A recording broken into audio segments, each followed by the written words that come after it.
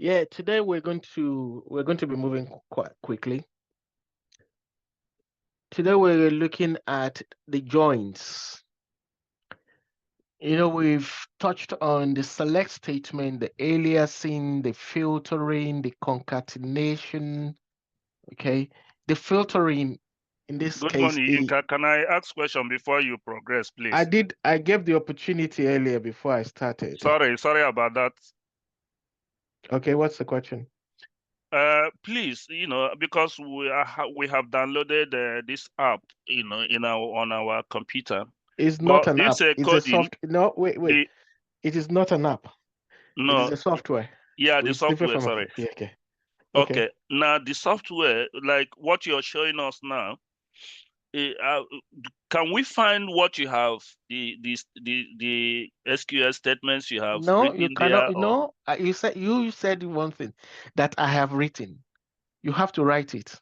oh, okay? You know about. I just want to know because I'm not No, sure. I have been going to look for it. I can't no, find it. you can't find it. No, I wrote this. Okay.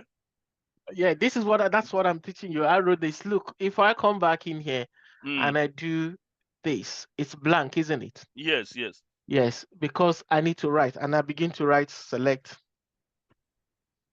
Okay. start from, right? Whatever table I want to use. Okay, so in that case, you have to So, but the write. tables are there already in The the. tables are there in your database. Okay. Okay. If you have restored the database, which is your NotWin database, Mm-hmm. then the tables are there. Yeah, And that is, I've seen some of the tables, but when I tried to see, there is one you opened. I watched it on the YouTube upload you did, but when I Mhm. went to look for it, I couldn't find it. I can't remember which one now. Yeah, because um it might be a table which I just created on the fly. So Oh, like in okay. yes, so you remember I showed you how to create a table as well. Mhm. Mm, So yeah, could be. All okay. right. All right.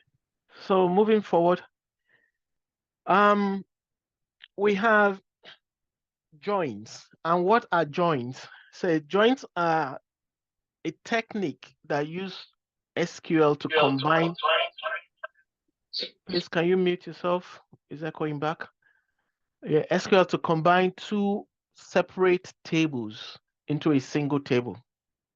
Two or more tables, is it? Let me even put it that way. Two or more tables. Okay. And this can only be done if there is a relationship between the two or more tables. If there's no relationship, then it's not going to be possible because the relationship is what you use as the join key to from one table to the other. So that is why you have the primary key and the foreign key. If a table has the table most of the time has a primary key, and also if that table, if it's the main table, if it has a foreign key in the other table, then you can do a join. But if there is no relationship, then you cannot do a join. But that said, also, you can also go directly or indirectly to tables as well, which we're going to look at some point. Okay, so now talking about that, we have different types of joins. We have the inner join, which returns all the records that are matching, that have matching value in both tables.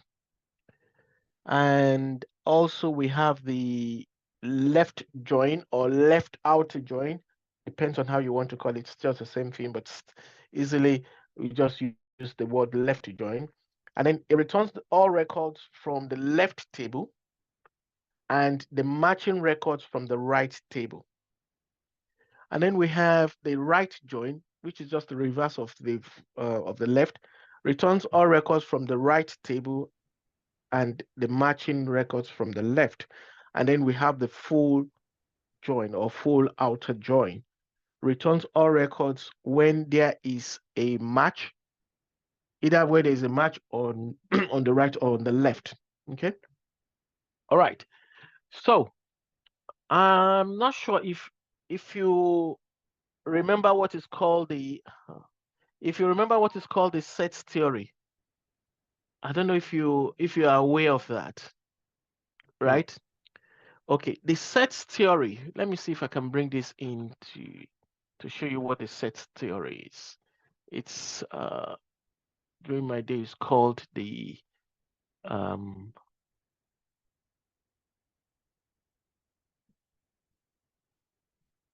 let me see if we can bring this. Okay, can you see this? Can you see my screen? Yes, we can. Okay.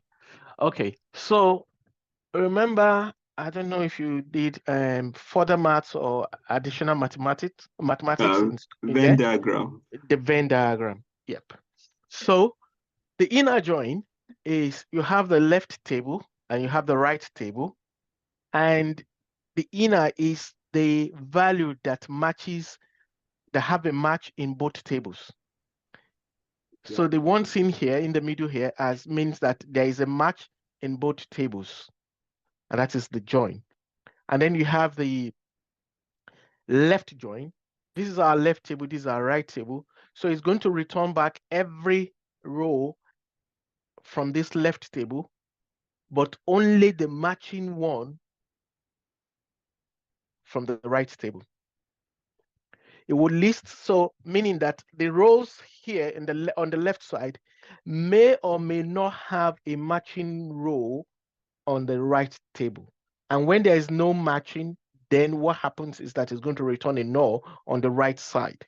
We're going to see that, hopefully. And then we have the right join, which is just the reverse of this, returns every row on the right from the right table and the matching rows from the left.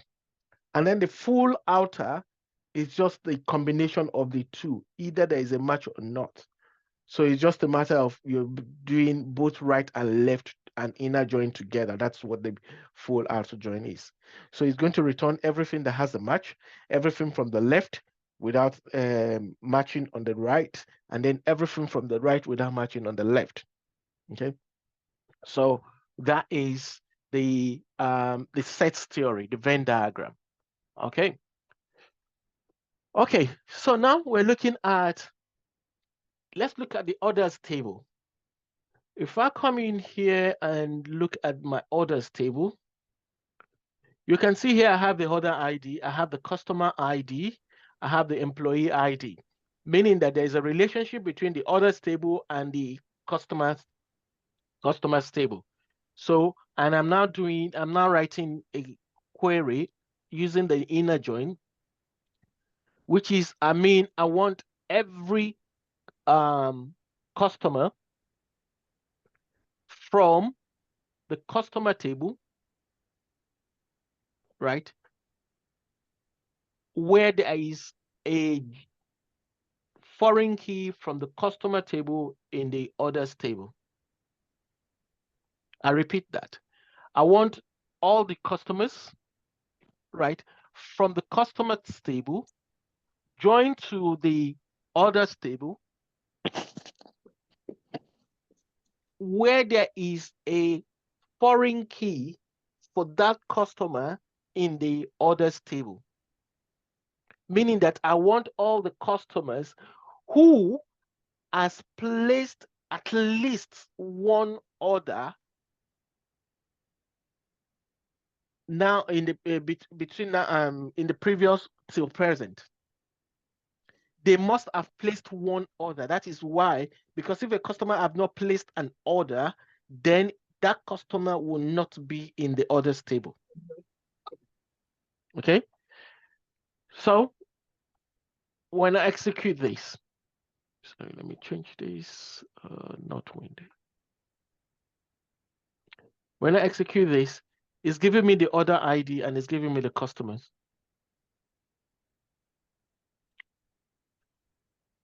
Okay, this same query, let's do it another way.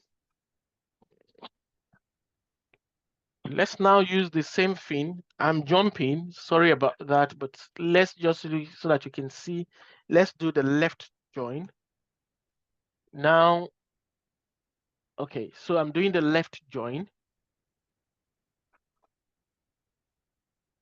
And if I scroll down, all of them, there's no, let me see if means that I have all my customers have placed an order before. No, that shouldn't be. I should have blanks. I should have blanks because I don't think, let's look at my orders table, because I should have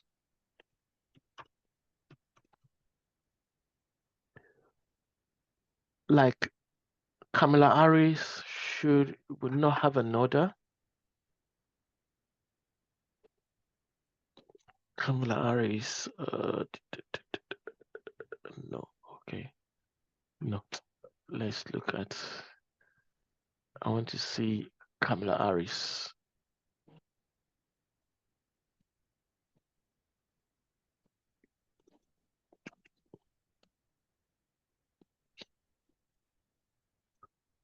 Okay, do I have customer ID?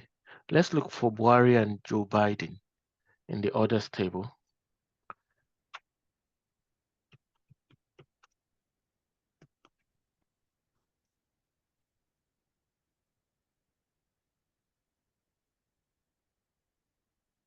Okay, now I want to do a filter while customer ID.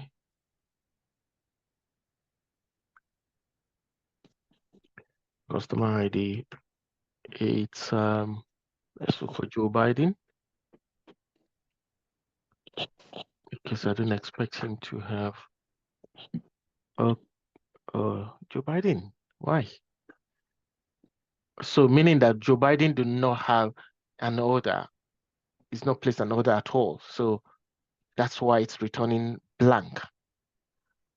So when I do a left join, I think, yeah, that's my right, and that's my left. So it should return back to me where there is a blank. Sorry. I'm expecting to say blank. Okay, let me do it this way. I want to do a cheap script, and then I'll be able to say it. Do a select style from that one, and I should be able to find. It's still not giving me. Okay, let's turn it around. I may be wrong. Oops.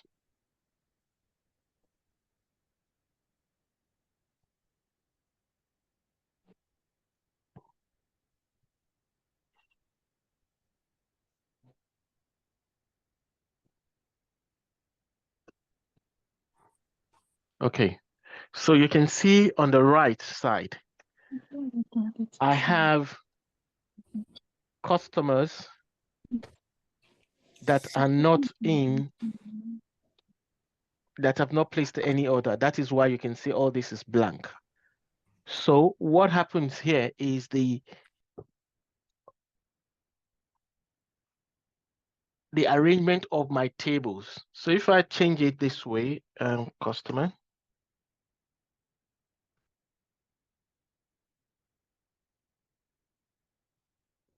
and then I place it this way, orders.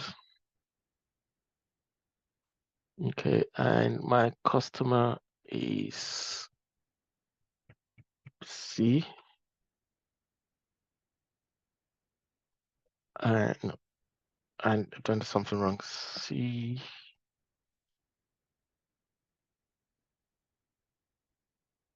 C dot customer ID, and then O dot order ID,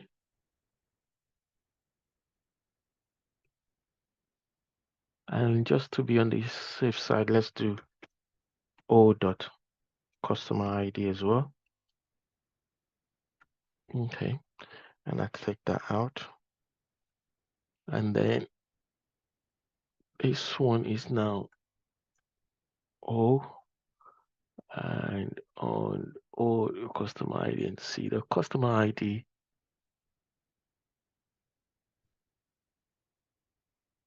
C. Okay, doing the right join.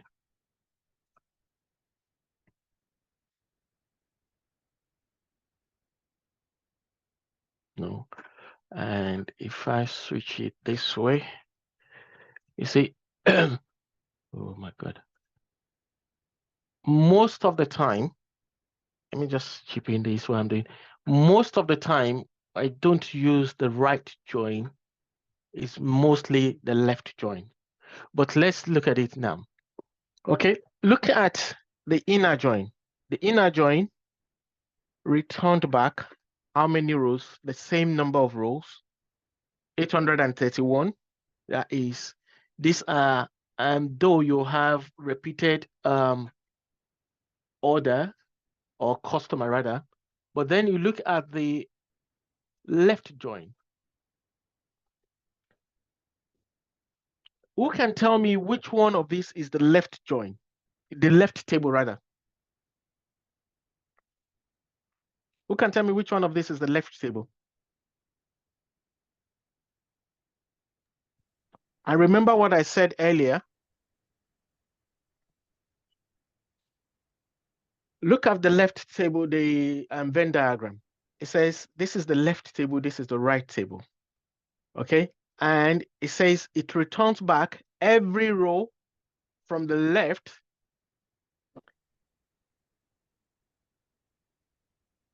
where there may be or not a corresponding key in the right table.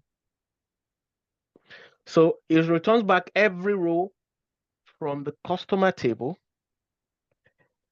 even though there may not be a corresponding value on the right, on the orders table. Okay. So in this case, my customer table is my left table, and my right table is my orders table. And I want you to bear this in mind.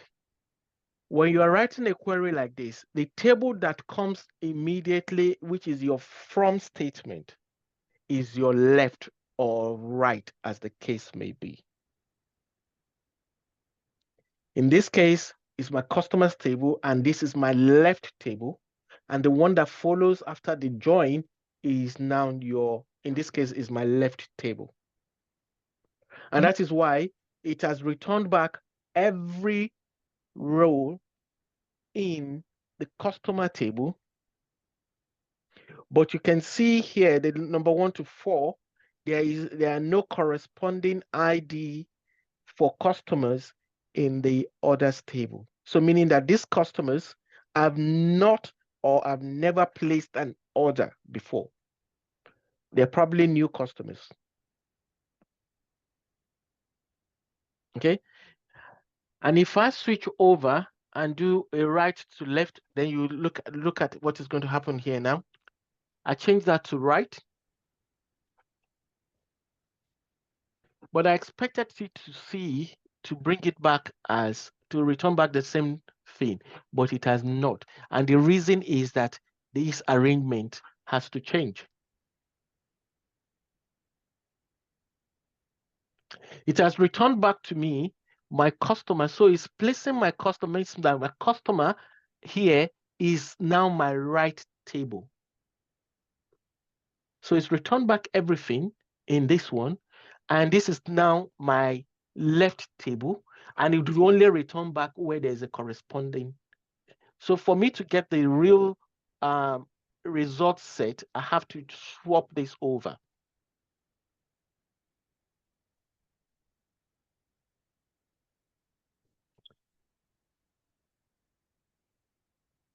So my orders table now becomes my right. And then you can see it's returned back the same thing to us. But because I swapped it over the right way. So you should always bear in mind, you're going to make this mistake, but you should always bear in mind that if you are using a left or a right, the table just immediately after your from function keyword is your left or your right, as the case may be. And this other one also, the one after the inner join, the left join or right join is your left or right, as the case may be, depending on which of the joins you are using. But I'll tell you of a fact, most of the time you don't use, I rarely use the right join, because it's just the opposite of left join. It's easy to use the left join. So in this case, I will swap over. Okay, so we always use the left join. And the reason why we use the left join, especially when you're writing BigQuery for reporting and all the stuff like that, the reason is that you want to see where situations like this do occur, where there is no corresponding, because sometimes what the logic you are applying may not be that all the records will match, and you just don't want to limit it. So you want to see that, okay, yes, this logic will not work for this row, but I still want to see this row. Okay. As we go on, I'll probably find instances where we can do that. So I've covered literally the inner join and the left join and outer join. And then let's look at the full join, which is just the same. I think I have it somewhere.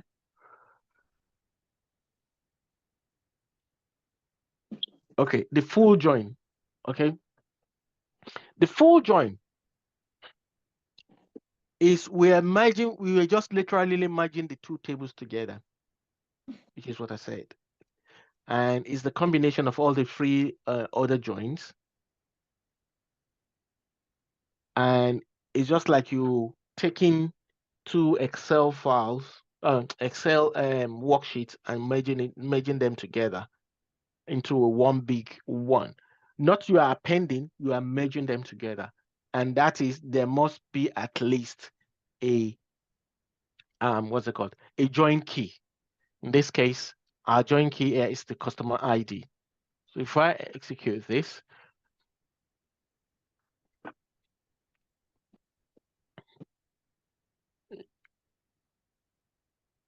and you can see here, there is a null, meaning that there's no customer ID, no other ID for this customer in Balogun.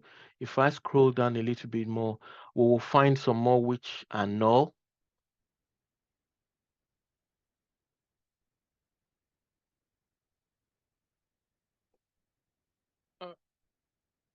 I can reorder this, but let's just see. Oh, it's somewhere in there. So, okay, I will reorder that. And let's add to this one o.customer ID so that we can easily see that customer ID. Okay. And then we should be able to quickly see. Okay, you can see here, Charles Windsor, Denzel Washington. You can see here, that's Fabrica International.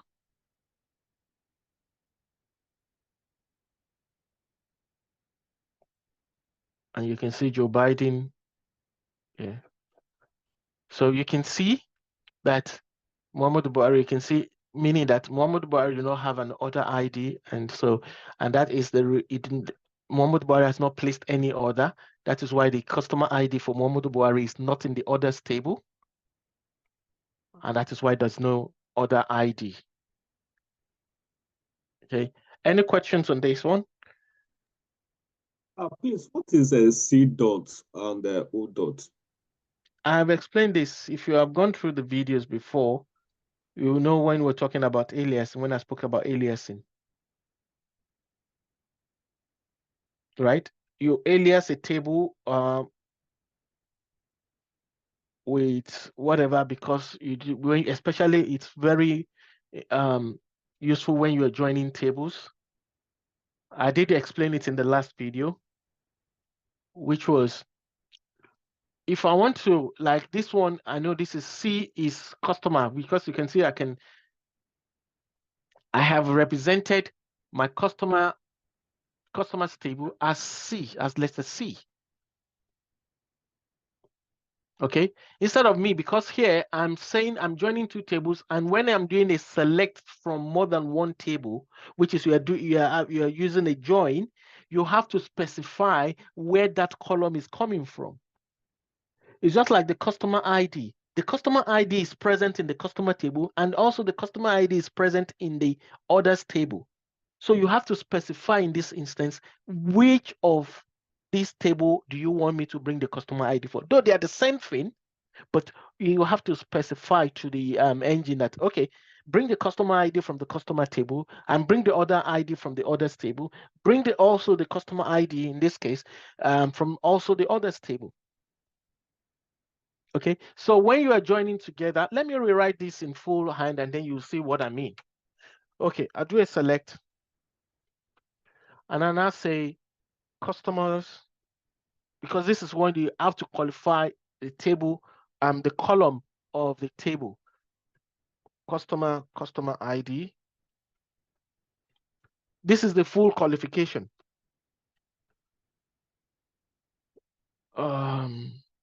And then I have orders dot order ID. And then I have orders dot customer ID. Okay.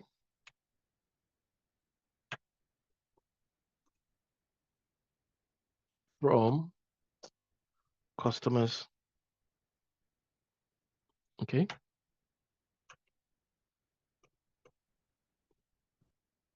Full join orders. Okay. And then I have to specify how I want to join the two tables. In that case, I'll say that's orders dot customer ID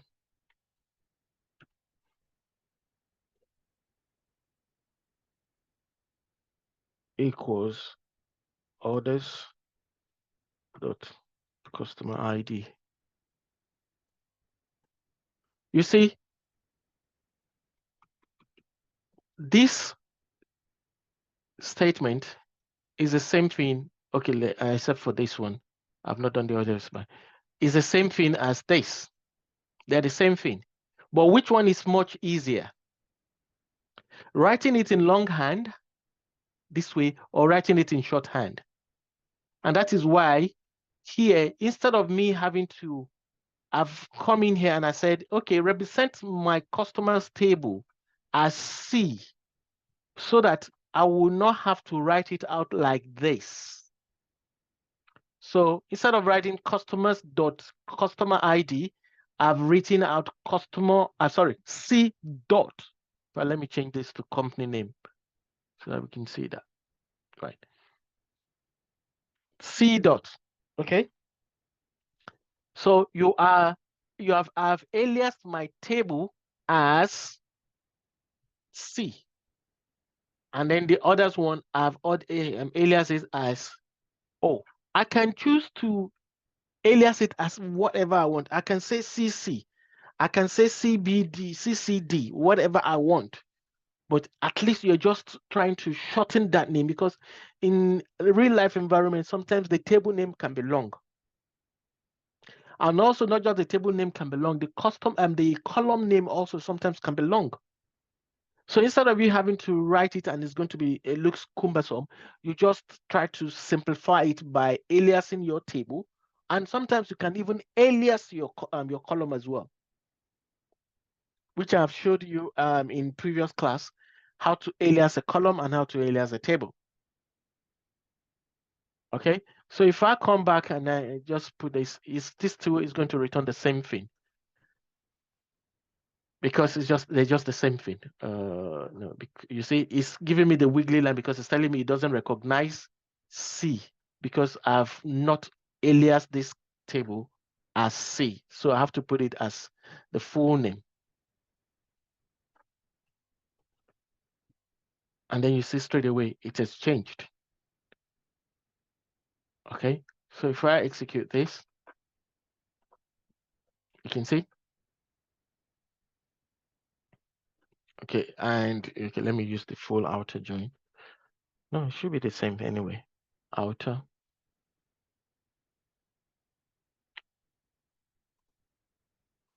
It should be the same, but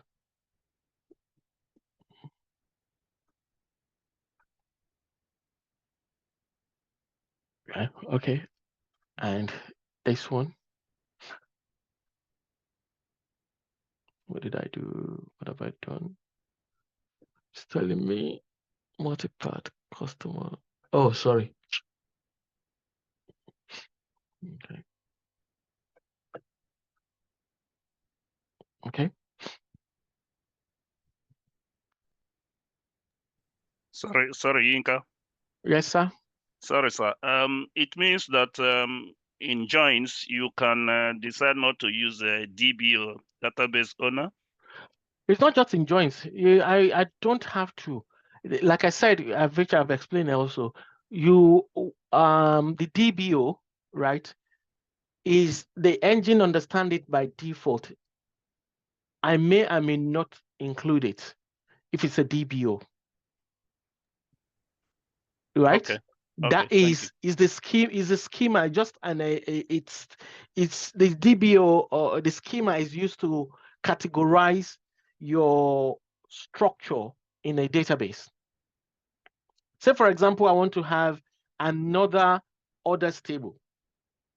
Okay, if I create another orders table, it's going to throw me an error. Let me do that and see. Let's just try this one and see, and you see what I'm going to get back. Create.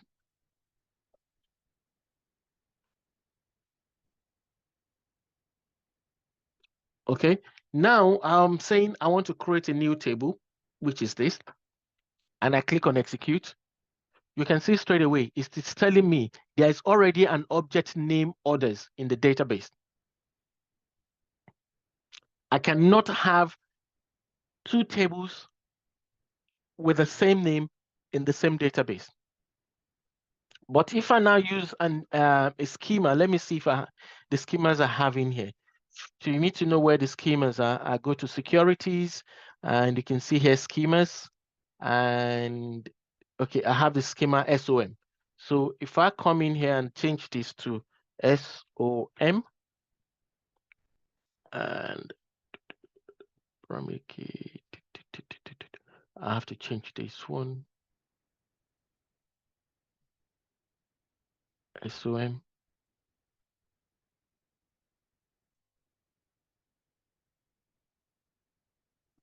I'll just copy that.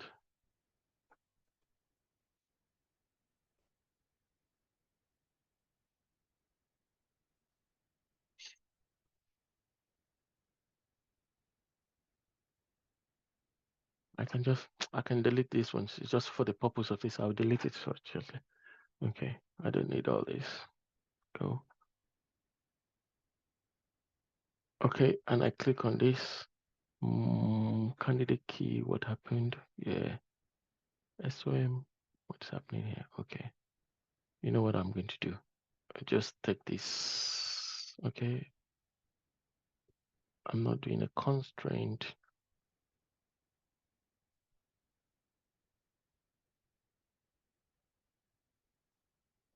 Okay.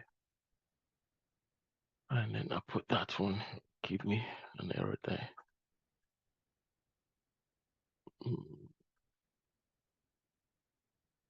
So means that it's created that already. Refresh. SOM. You can see it's already created it. You can see? Right? I already have that table. Okay. So that is schema. And for you to create a schema, it's not part of what I wanted to teach you, but let me just show you how to create a schema quickly. To create a schema is you can put in anything. Let's say this, we call this class the data class, so data engineering, right? Let's create, I'll just write create schema. And then what's the name of my schema? My schema, let's call it let's call it UK. UK. That's all. And I click on create, and it tells me successfully created.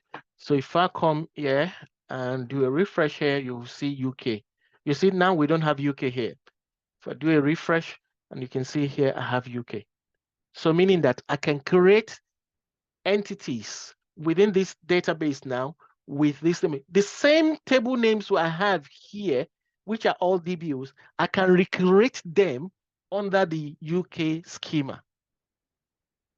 Okay, but I cannot have two entities like this, others or whatever, with the same schema, sorry, the same name within the same schema. I can recreate these others DBO table, but I will probably just have to do modify the name a little bit. Like I put others 1, others 2, others 3, or even an underscore. An underscore means that it's not the same name. So if I have like here, sorry, I just want to show you, and I have another one like this with an underscore like this. There are two different tables now. They're not the same table. I can have this within the same schema, but I cannot have others 2 times. No, it has to be unique. Okay. All right. So that is what I have done in there. So you can see the full outer join. It says the full outer join keyword returns all records when there is a match in the left table, table 1, or the right table, table 2. Note, full outer join and full join are the same. All right. Any questions?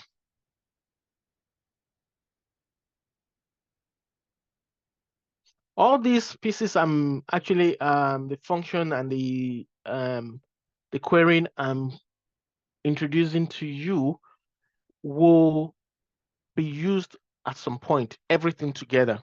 Okay, so bear in mind we've looked at the select statement, we've looked at aliasing the table, we've looked at creating tables, we've looked at filter, which is the where clause, we've looked at concatenation, and we've also now looked at the joins, which is the inner join mostly, and the left join, which is just the reverse of the right join, and also the full out join or full join.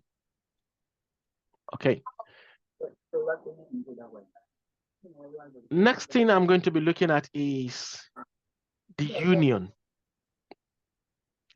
I have here, it says union operator is used to combine, please mute yourself, is used to combine the result set of 2 or more select statements.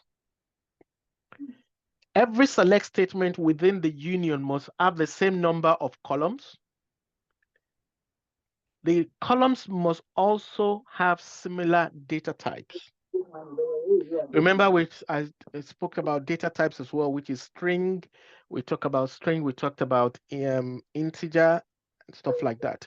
So you cannot have a column which in one table is a string, and then in another table you have actually the property of that column is integer. It will not work when you want to merge the two together. Then the columns in every select statement will also be in the same order. Excuse me, can you mute yourself?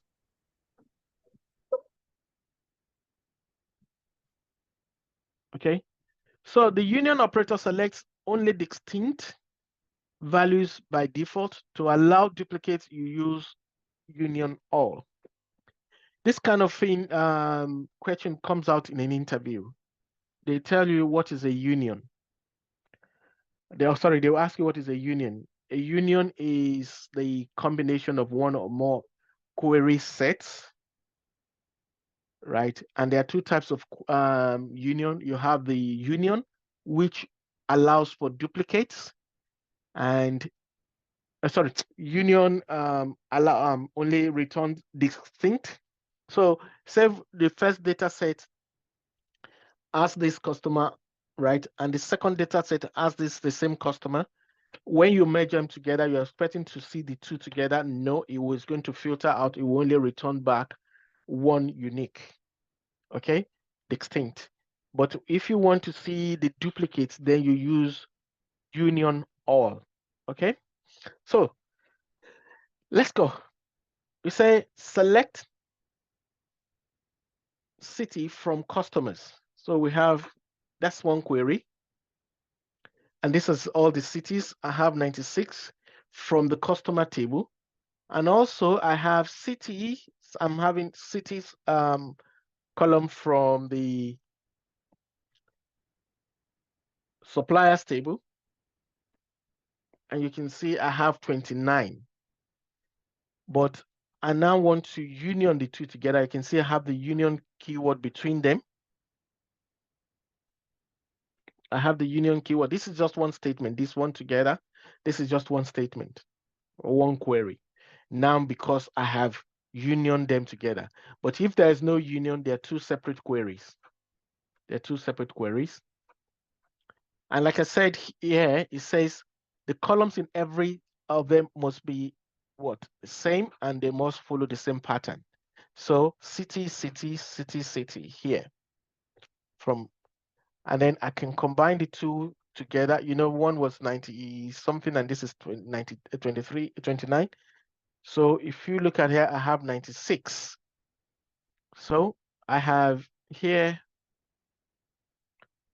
96, and I have, when I combine the two together, I still have 96, meaning there is what? It has filtered out the uniqueness. So let's look at it for the union all. So here it's still the same thing, still 29, 29, and here is still 96. Okay, so here now, if I join the two, you can see I am using union all here, which is it's going to allow for duplicates. And you can see I have 125. And if I scroll down, I will find, you can see where I have duplicates following each other. Look at this one. Benoist, the duplicates, which other one? You see London, duplicates. You can see Mexico, duplicates. It's allowed for duplicates. And if you compare to this one, we will not find the same duplicate. So let's look for, you can see, anyways, it's just one returned. London is just one return. Mexico is just one return. You can see the difference. Okay. Any questions?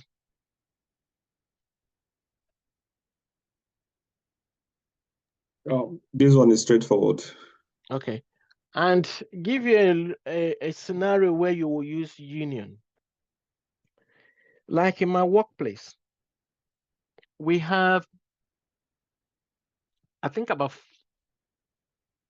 the major business systems that we use. We have 4 major business systems.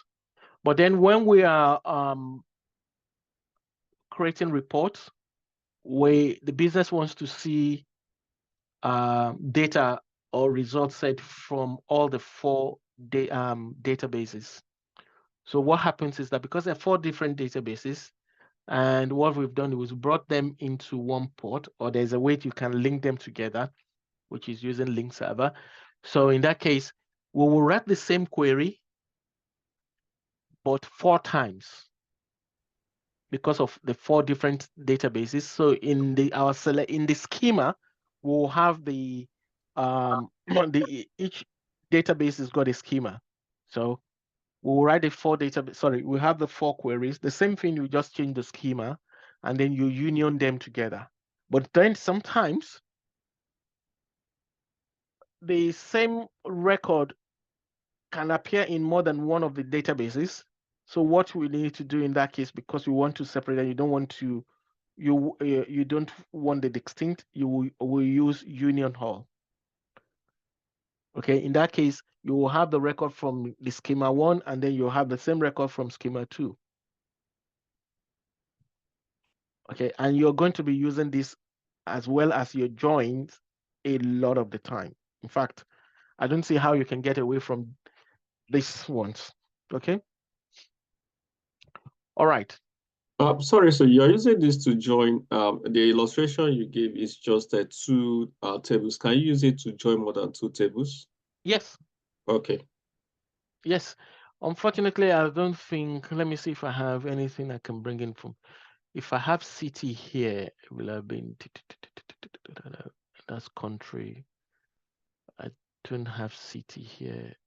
Let's look at employees. If I have city, okay, we can write the same thing. Hello, sir. Can I quickly ask a question? Go ahead, said Ma. the columns have to be the same. That's the select. So meaning, does it mean we cannot use union where we are having select all? No. That's not what I mean. It's like, look at me here now. I'm doing another select, right? And I'm bringing this in from my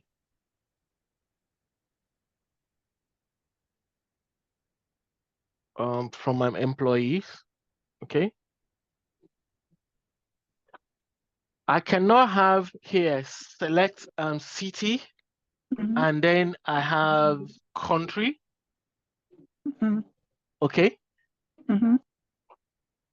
Yeah, I cannot have this. This is what is going to return back to me. Okay. And then I want to union this this way with, I've not put it with union. Okay. I cannot union this together. You can see all queries combined using union, intercept, or except operator must have equal number of expression in their target. So for me to be able to union this together, is either I take this one out or I apply this same country to the other 2. That's all right. Thank you. Okay. All right. Thank you. So when I take this out, you can see it's going to return back. It's still, so there's 2 countries or 2 cities that are not in suppliers and customers, but are in employee, because previously was 96, now is 98 rows return. So if I bring the same thing into my union all, that's the first part. Let me separate them so that we can demarcate. That's that one. And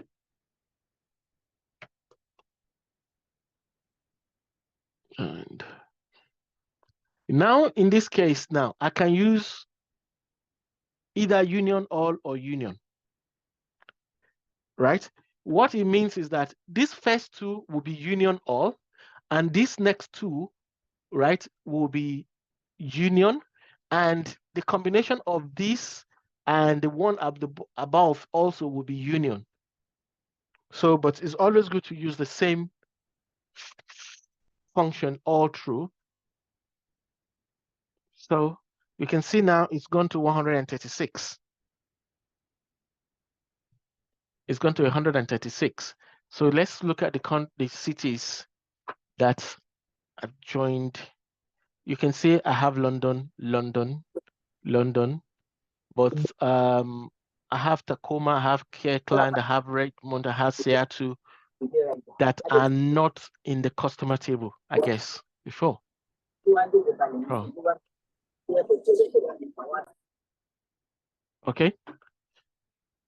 All right. Any other question? It can be when you are writing your union statement, it doesn't have to be just one column. It can be it can be a lot of columns, depending on what you're trying to achieve. Okay. All right.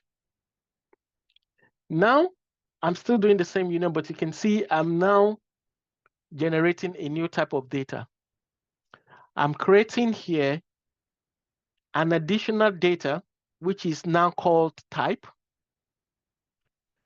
right? Which is called type. So I want to know the type of whatever the name I gave to this, I will give to this table when this union I'm creating.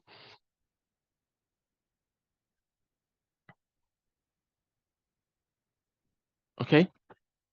So you can see I have customer type. I'm giving this column name. I've inserting this data now. And this one, I'll call it customer, and this one, I call it supplier. Because it's coming from the supplier table, this is coming from the customer table. So I just want to be able to differentiate. But then, when I mentioned about they have to be the same type, it's not the data per se, but it is the storage of the data. What is the data type? So you may be asking me, but this is customer and this is supplier. Yes, that is the metadata, right? But the type of the data is still a string, because if you look at it, I've in quotes the two of them. That makes this type data type string, but the value of that column is now, the value in that column is now customer, and this one is supplier, but they are of the same data type, which is string in this case, which is character, and that's what I mean. Okay, so if I, and then it has created this, and then I can now filter. If you look at it up, down, then you can see below when supplier starts, and then you can see. And in this case, I can use this for a report, and I'll be able to put in a filter for this report. Okay, I want to see only the customer data type, and I want to see the supplier. So that is why you can create, it's called, this is now data transformation. Okay. I have transformed this data from what it was before. There is an exercise here, but I'm going to give it a miss, and I'm moving on quickly. Now, let's get into doing a bit of work. I have here, I say select customer name, company name, and I have the last name concatenated with the, no, it should be the first name concatenated with the first name, concatenated with the first name as my employee, and I have the order ID and I have the freight. And this is coming from my orders table, okay, which is from these two tables. Sorry, these two columns rather. Okay. And I'm joining that to my employees table. But look at it here. You can see I'm joining 3 tables here, not 2 anymore.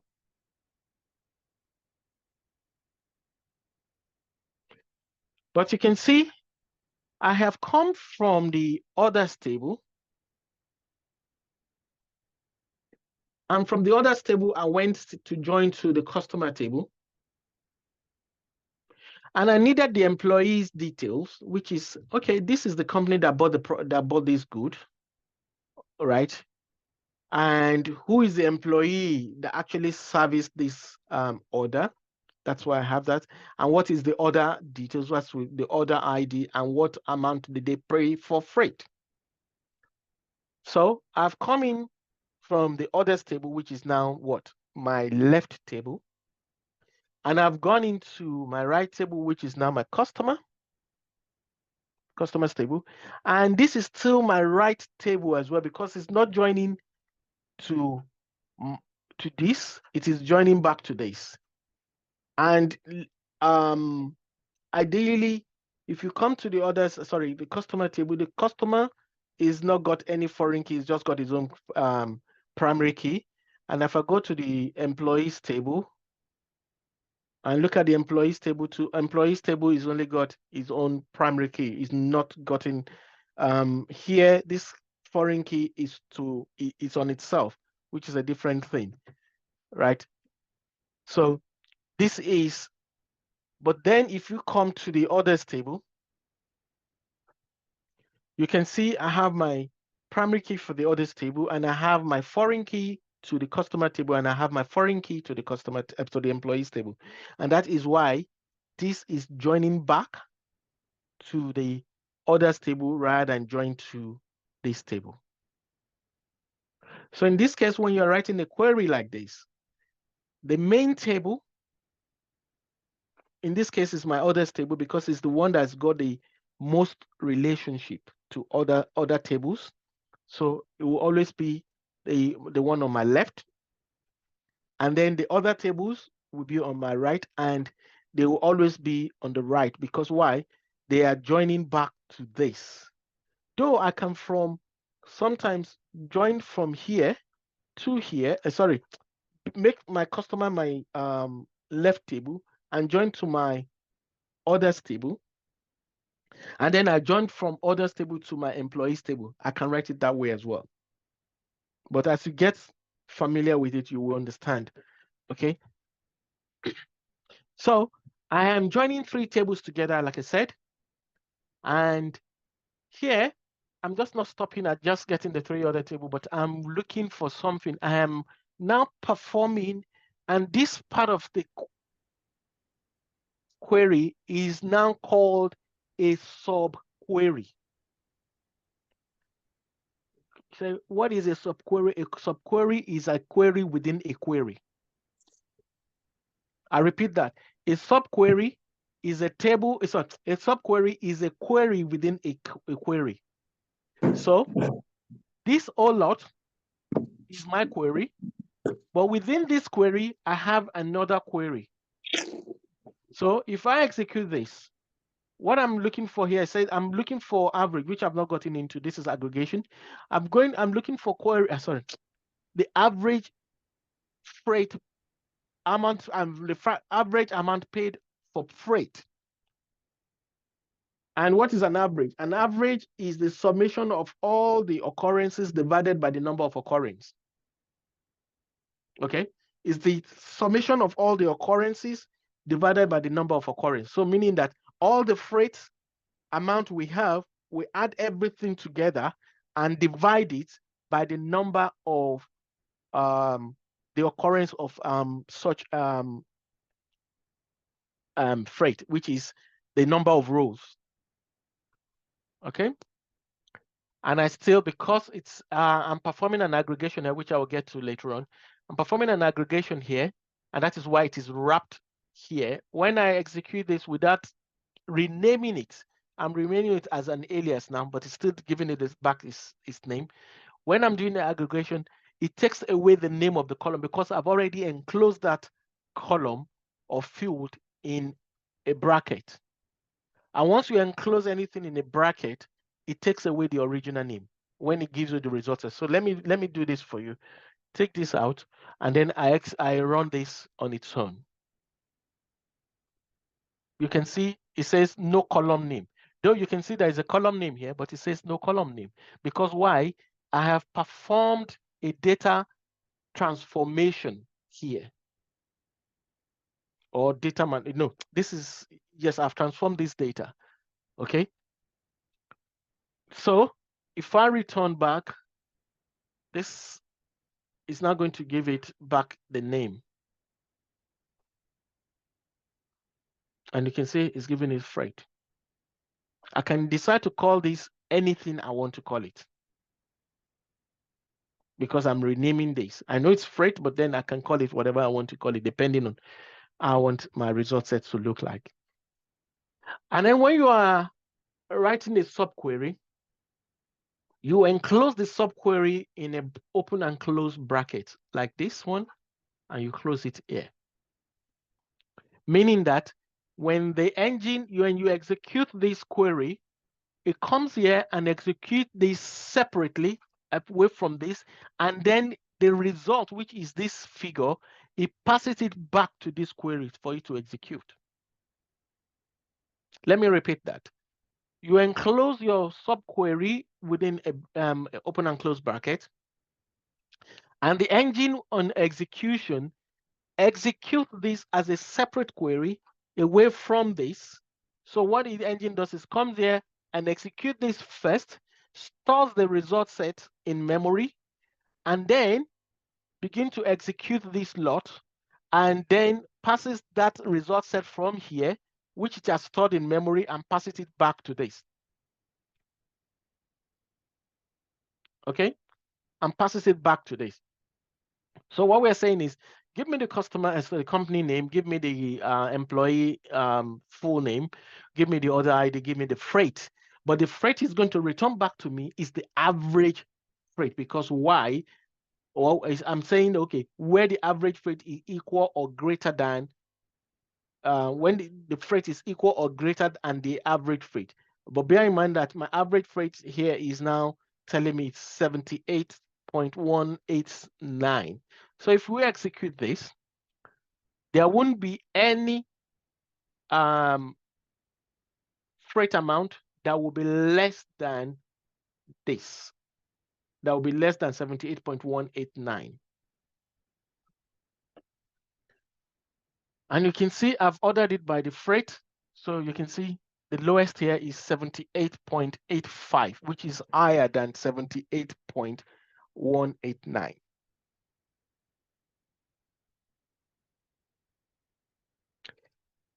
Is it understood? Any questions?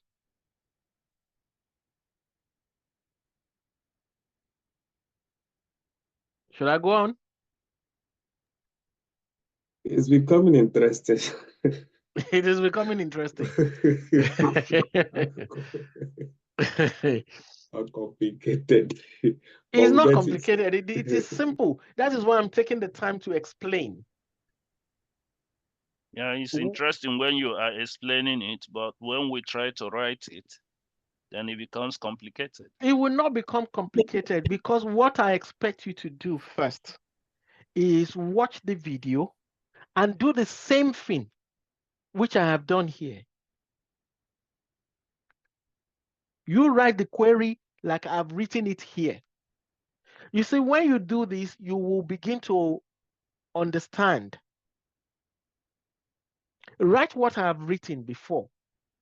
Don't try to write anything outside of what I've written. Practice what I've written, and then you will get a hang of it. You look at it, what are they trying to do? What is the nonsense we are trying to do here? The nonsense we are trying to do is that we have 3 tables, right? But the 3 tables contain the information we want, but they are in 3 tables, so we need to combine them together to give us that one result set, what we are looking for. And what are we looking for? We want to see all customers that has placed an order. Whenever they have placed it, they have placed an order that the order, the freight amount, the freight they paid is higher than, I don't know what now informed the average, right? That is higher than the average freight amount. Our average freight amount from the subquery which I executed earlier was 78.189. So we want to see customers that have placed an order and the freight amount is higher than 78.189.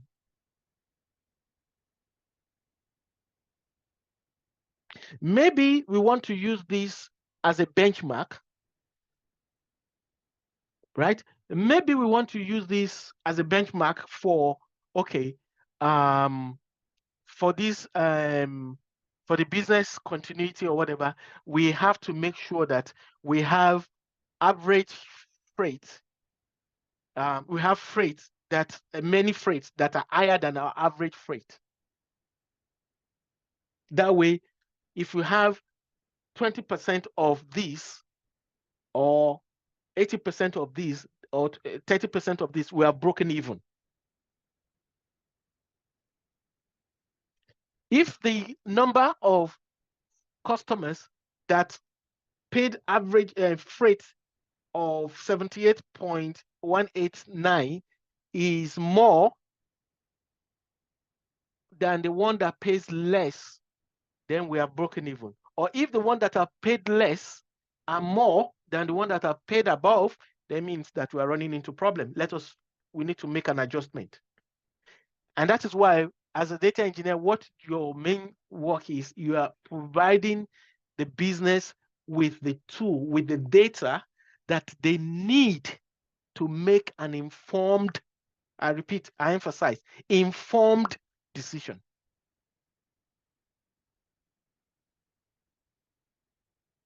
Okay?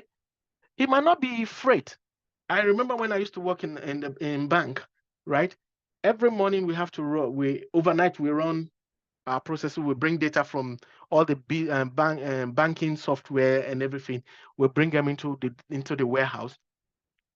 And in the morning, before the door opens, the report must be ready for the bankers to look at.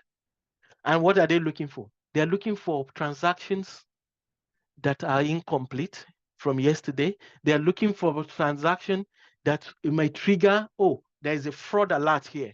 Because this data, I can detect fraud. You can detect fraud from it as well. We want to know, oh, which loan is behind. And these are all the criteria that we put in. There are so many, 1,001.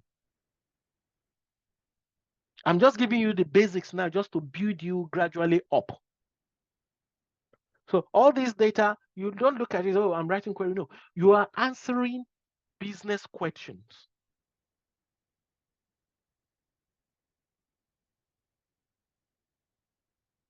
I want to know, like in my workplace during COVID, right? We have an RIFD at the door, and each time you come in, right, it takes your reading. And they want to know the people that were in the office on a particular day when they discover that somebody that came into the office on a particular day has actually contacted COVID. They want to be able to reach out to all of you that were in the office when this person was in the office to tell you, go and get a test.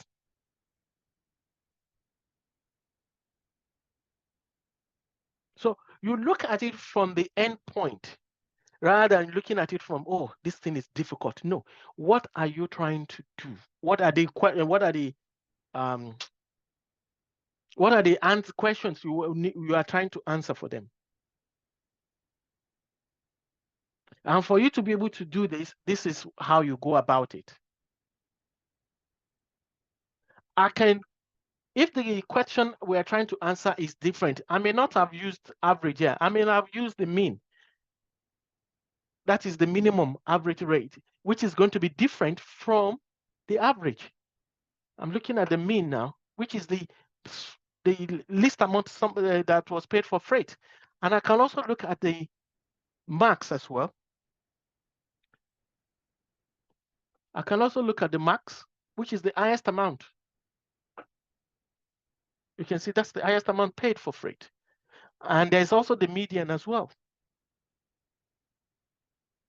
So as a data engineer, it's more of mathematics, though it's not really deep mathematics. When you're going into data science, and machine learning, then you're going to real mathematics and statistics. But for you here, it's just this. And all you need, and that's why I'm trying to break it down, is all you need is to be able to understand is the logic.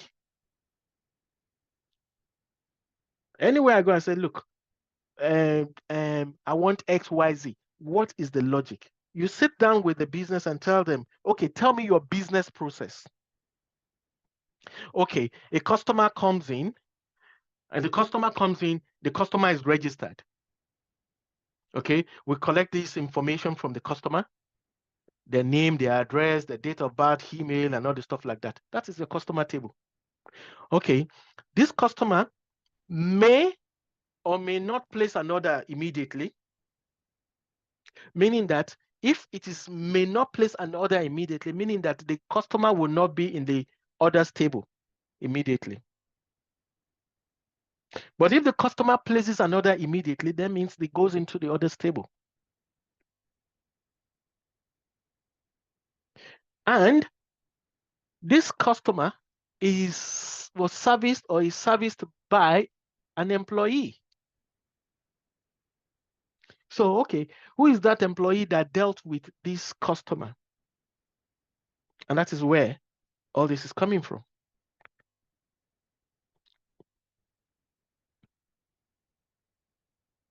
Your bank statement is written like this, is a query.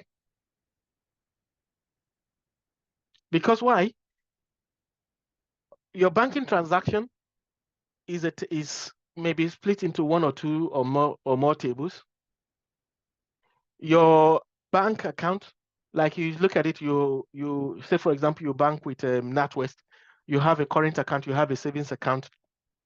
Probably you have an ISA with them as well. Okay. But these are, your current account is a separate table. The transaction on your current account is a separate. Your transaction on your savings account is separate. Your transaction on your ISA is separate. And probably you even have a credit card is separate. But they now want to see a picture of all your business with NatWest.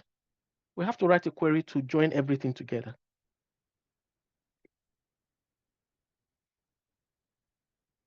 Okay.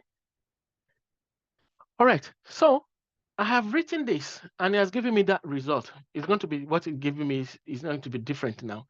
You can see it's just giving me. You can see now it's giving me the customer that has placed the the highest freight. And it's only one customer. If I change this to me now, it's going to give me just one customer or two. It depends if there's more than one of them. Okay, all these ones is equal because it says equal or greater than. So you can see the minimum is this amount, and then it begins to grow from there. So you can see, if I say it's equal, and then it's going to return to me 1. It's going to return to me 1 because it's only equal. Yeah, sorry, let me finish this. I will come. Okay. I will call you. So it's only giving me 1. And if I say it is greater than, meaning that it will exclude, when I say greater than, which I'm coming back, is greater than this result, which is this. So anything greater than 0.2 cent or pence is what it's going to, it will not return this figure, because I said it is greater than. You see, it starts from 12. But if I said equal or greater than, and then I can say it's returned back the 2. Okay, yeah, your question. No, it's not a question really. The thing is that I don't know about other colleagues here, but the problem I'm having is that you can understand the logic, but another problem is the syntax, the connections when you're writing the statement. That is why I say practice. You cannot learn it if you don't practice. The syntax that is why we are giving the video. Watch it, practice it. You begin, like I've explained, play it back and hear what I'm explaining each line. You'll be able to join the dots together from my explanation.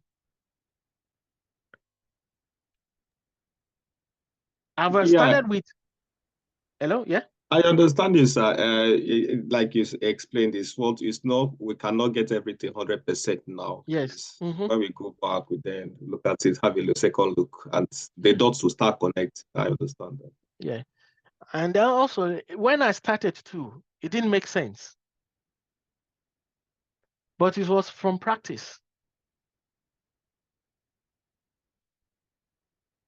You see, what I would advise also is, look, and which is what I normally tell my students is, at your, even when you are doing some work, you're doing some work in the house and everything, look, turn it on, put on your earpiece, probably you may not even be looking at it, but you are hearing the audio of the video, right?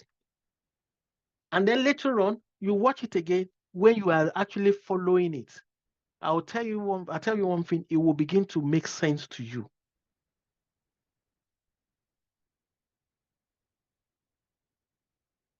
Okay? But if you look at it now, you're looking at it, how am I going to understand this? Sincerely, I've been the same thing. I've been through the same thing. I thought then that I have to memorize it. You don't have to memorize it. You just have to understand it.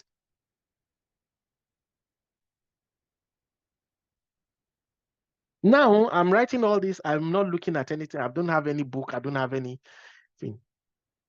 Because why? I have done it over and over and over and over again.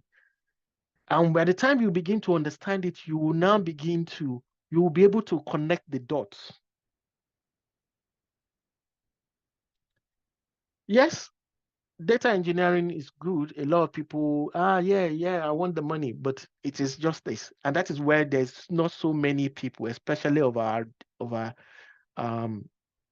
ethnicity in this field. Because why? We run away. Don't run away. But sorry, sir, this what we're doing now, is it what we are doing? Is it data analysis or engineering? You see, the one thing about data analysis and data engineering, you cannot be a data engineer without being an analyst.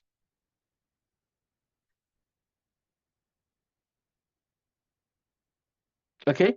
The difference between a data analyst and a data engineer is very slim.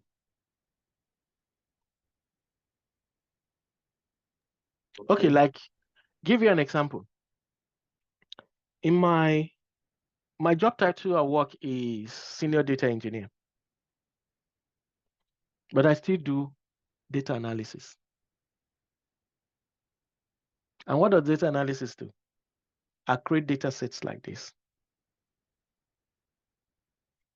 I will try next week. I will email some of the code which I've just written lately. I'll email it to myself and I'm able to show you guys, okay? What am I saying is, I will write, okay, let me define this way first. A data engineer, right, is a developer that brings data or ingest data and transform the data from multiple sources.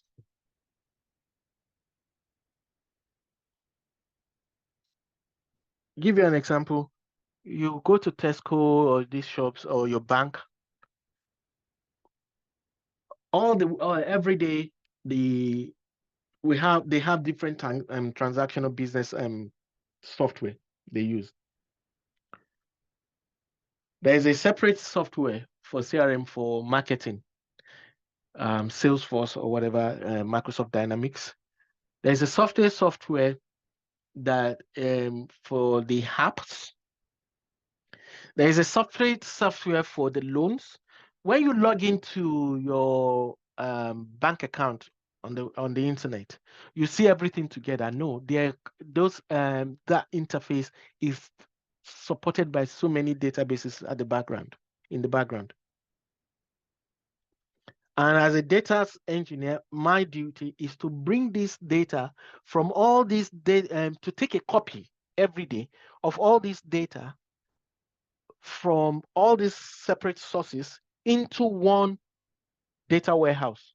just like the name says, data warehouse. You know what is a warehouse? A warehouse is where you bring in different goods or items or products in under the same roof, and then you can redistribute. And that's just the same thing with data. So I bring in all of this together into one roof, under one roof rather. And then we can begin to report off of that, which is provide reports for business to make decisions. Because why? The business software, all these ones that they use on the day-to-day basis that you customers you log into and everything, you cannot begin to perform analysis on that data sources or databases while it is undergoing business critical transactions. We need to take a copy of it and move it outside of it into somewhere else, and then we can play with it. Because the processing for everything we're doing, we have an impact on the transaction. So if you're logging into your banking app now and it's slow and it's taking forever to log you in, you will complain, right? Or you're logging into a website and you're saying, slow, complaining, and you want to make a purchase, especially you're connecting to Amazon, and you can't, is just going in circle. You move on to next thing, and that is business loss to them. So what happens is that we don't touch or we don't do any analysis on the live business data sources, databases. We take a copy at the end of the day, or even sometimes at intervals, move it into a separate database or databases, which we call the data warehouse. And then this is where we come in and begin to play. So me as a data engineer, I will create a process that will move the data from the original source to the warehouse. And in the process of moving that data, I am also transforming the data. Like we may have the column last name and first name, and we said, look, in this warehouse, we don't want it that way. We want it as full name. So this bit is, I've done a data transformation because this concatenated name do not exist. They exist separately. But in this new environment, it is now coming in as one. So it's a transformation. I have transformed the data.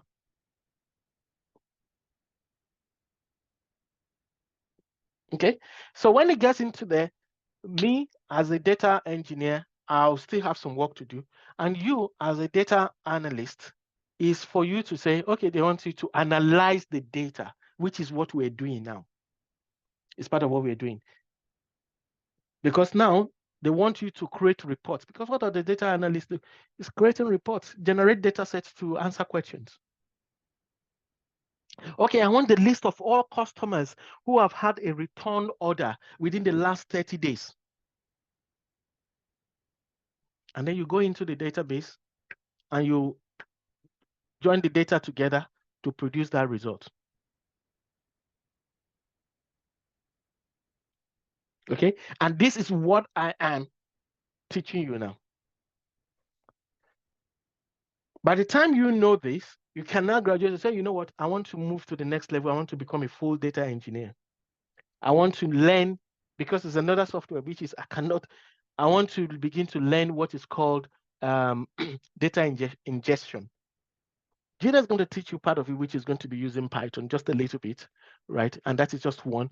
But then we have other tools, which I cannot begin to introduce to you here. I'm a Microsoft person, so I have Azure Data Factory is an ingestion tool. We have Databricks. We have Microsoft SQL Server integration services, right? We have Informatica. We have Data Manager, which is an IBM product, and so many other ones. Okay, but at this stage, right, it's you to be able to understand. If you want to become a data engineer, if you don't know this, you cannot become a data engineer, full data engineer. And then also, after this, I'm going to show you into using this. This is just creating the data set for the question asked.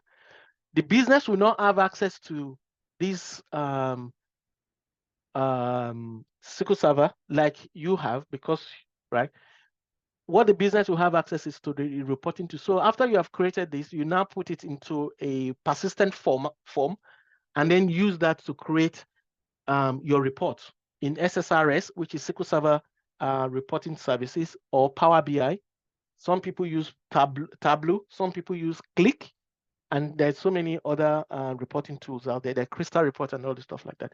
But the one I'm going to be putting you through is the Microsoft Power BI. Okay. And what I'm showing you here now is just the bare basics. I've started from the skeleton, and we are building it up gradually. It's still at the photos level. In fact, if even the photos is not even well formed yet. So, sir. Okay. So, in defining data engineering now, is it similar to database engineering? It's the same. Database engineering maybe. Because it's an ambiguous. Database engineering is an ambiguous name. Okay. Why I said that is that in some organization it may mean data engineering, and in some organization it may mean just a database administrator. And what the database administrator does is just not the same thing that we're doing. The administrator just makes sure that there is network connectivity. It sets up security. It makes sure, because this data we the other time when we were doing the backup and everything, like I said, I just showed you how to do that, but in real life, it's the job of the database administrator to restore and do your backup. Okay. And all the stuff like that. I had an interview recently and they were asking me, oh, you have a report and this report has been working perfectly well, but lately the report has been buffering and it's slow. What do you do? And my first comment was that I will check the network connectivity. Okay, is the network connection is it good? Is it excellent, or is it poor? And then I said some other things, and then later on I said, oh, you said you have DBA experience? And I said, not really, but the normal DBA, which is running DBCC, database compassion and all the stuff like that. He said, but I asked this question, and your answer is this. That's the job of a database administrator. I said, well, for me, it's just the normal thing which I will do. And you can see, I still do a bit of database administrator work. Right? So sometimes it's not clear cut. You see, before now, what we normally have is a database administrator, which is to do with your server and everything like that. You see, all this installation you're doing, you will not do it yourself in the real life. It is the work of the IT guys and the DBA to set it up for you and put you into the right security group. Like we're recruiting some new people right now.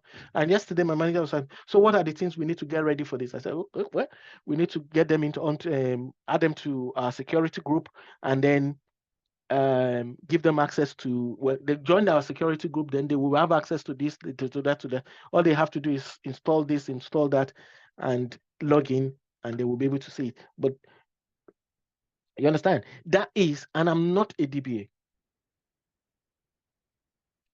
But that is the work of a DBA. Our DBA was there, I was just listening. And then sometimes my job will be to, like, I have a data set which somebody produced and the person has left, but it's no longer working. It produces in a report and it's no longer working, and I'll have to look at it. And what I'm now doing, I'm reverse engineering it. I broke it down and then I'm rebuilding it. And then I have another one that is come. Oh, we have this new data set and this tool that they are using, and we want to bring the data into our warehouse so that everything will be in here. Okay, how do we ingest this file into How frequently do you get this file? What are they? Can you send me a sample of it? And then you create that process that ingest it from whatever location it is into your database. And then you set up a, depends, it's a daily refresh or a weekly refresh or a monthly refresh. You set that up automated. If I want to, let me show you something which is here. You will have it in your database as well. You see here, this SQL Server agent. You see here, it says job. This is where you schedule report. You see here, you can see it's scheduled to run. And this is, I'll create the process that will bring in my data, right? And I don't have to sit down every day and go and begin to run the query to bring in the data. No, I'll create it, which I hopefully will be able to show you. I create a stop procedure that does everything for me, and then I'll schedule the stop procedure. This agent will run it at the specified time, at the specified days for me. If I go back into this, let's look at the properties. Okay, this is no longer working, but look at here. You can see the steps. It said, I'm saying the first step, load staging table, then load fact table, archive data and truncate data, whatever. Okay, and then you can see my schedule here. Okay, I didn't put in a schedule here, but I should put in, if I want you to schedule, right, I'll put in the schedule there. I can say new, and then I can specify when I want it to run. But I'm not taking you to this, but I'm just explaining so that you can have a full understanding. Okay, this is a little bit high up. I want to build you up from the ground up. And I'll tell you of a fact, everything that the way I'm teaching now, you will not find it anywhere else. Because if you go to any YouTube, you will not find it. Don't go through it this way. But I believe, and that's why at the beginning of the class, I asked, what the level of experience or exposure you have? If I have people who have above this stage, then I will not have started at this level. I will have started a little bit higher. Okay. So, like I said, it is practice, practice, practice. Listen to it, listen to it, listen to you. Think you're not getting anything, but I'll tell you of a fact, and that's how I learned. You are learning.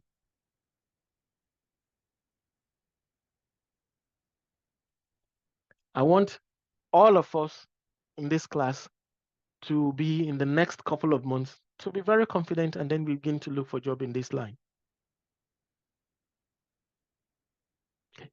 And the easiest way for you to get in this line is to be a data analyst first. You're able to write queries, said. You see this query like now, as I've written it, which is the next thing I'm going into, this is not persistent. If I close this window, if I don't save it, if I close this window, it's gone and it's gone. I have to come back next time, I have to rewrite it. But then the next stage I'm going into is how to persist this table. That is how to keep it. So that all you have to do is next time you don't have to rewrite it, you just have to call it and then execute it. And the first line of doing that is what is called a view. And it says here, a view is a virtual table based on the result set of an SQL query. This query which I've run, which I've written here, which I've run, this output is called a result set. Because why? This is not the table originally.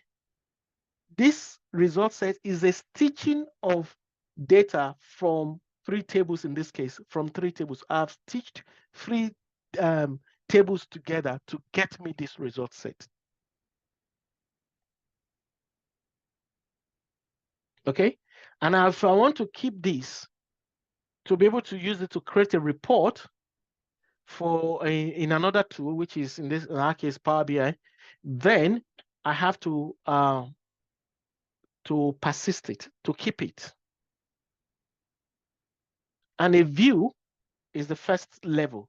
And it says a view is a virtual table based on the result set of an SQL query. Okay.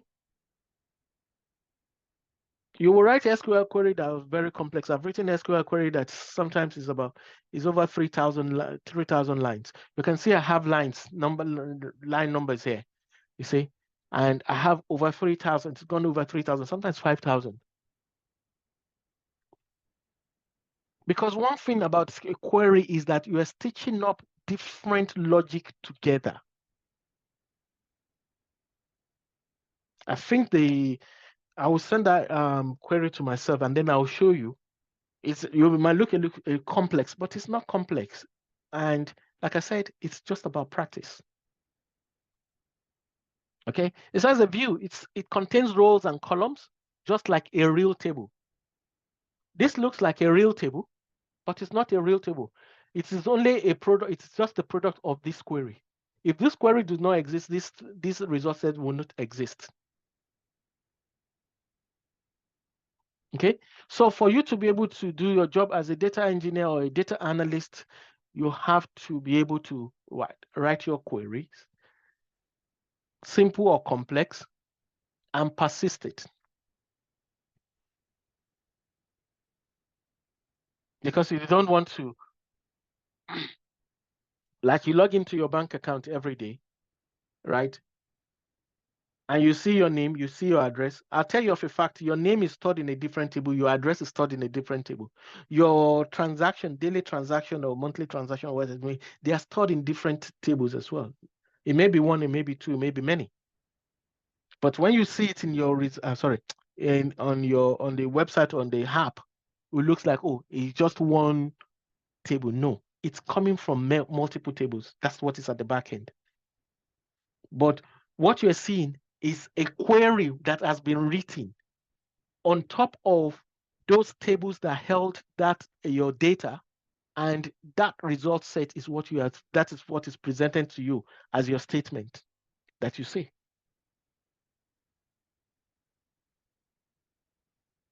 Okay. So it says it contains rows and columns, just like real tables.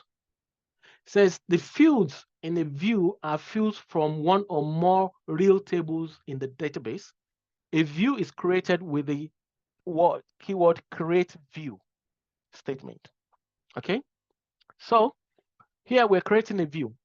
I think I already have this. It says create. When you are creating an object in a database, you use the word create. An object include a table. No, I'll start from the main one. An object includes a database. A database is an object in a server. But then within the server, when you have your database, within your database, then you begin to create objects within your database, and you create a table. You create a view. You create a function. You create a stored procedure. You create a schema. You create what is called index. What else do we create?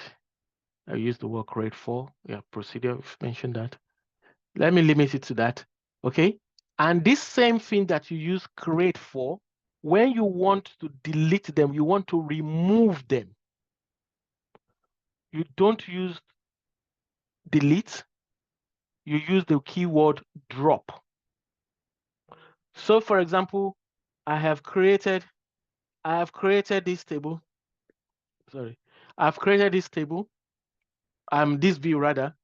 If I want to remove this view, I will use drop view. And I'll give it the name of that view. Like here now, I'm saying create, that is make it happen. And what I want to make happen is a virtual table, right? And give it the name. This VW is just the short word to mean that it's a view. Okay. If it's a stored procedure, which is stored procedure, we use SP or USP. And then if it's a function, we use fn, just to demarcate, to differentiate the type of object we're creating in this case, right? So, and again, I'll say, though a view is a virtual table, the view do not contain or hold the data. The data is still stored in those separate tables. We have only created what is called the metadata, which is the logic. And when you execute the view, or you call the view, or you call the stop procedure, sometimes as we may say it, right? It then goes to the background tables and stitch up the data together based on the logic which you have provided, like here, based on this logic, and stitch it together and give you the result set. Okay? A view, a stop procedure, a function, they do not hold the data. The data is still stored in the original tables. Okay, so what I'm saying here is I want to create a virtual table, which is a view, and I want to give it this name. Okay, that's the name that I want to give it.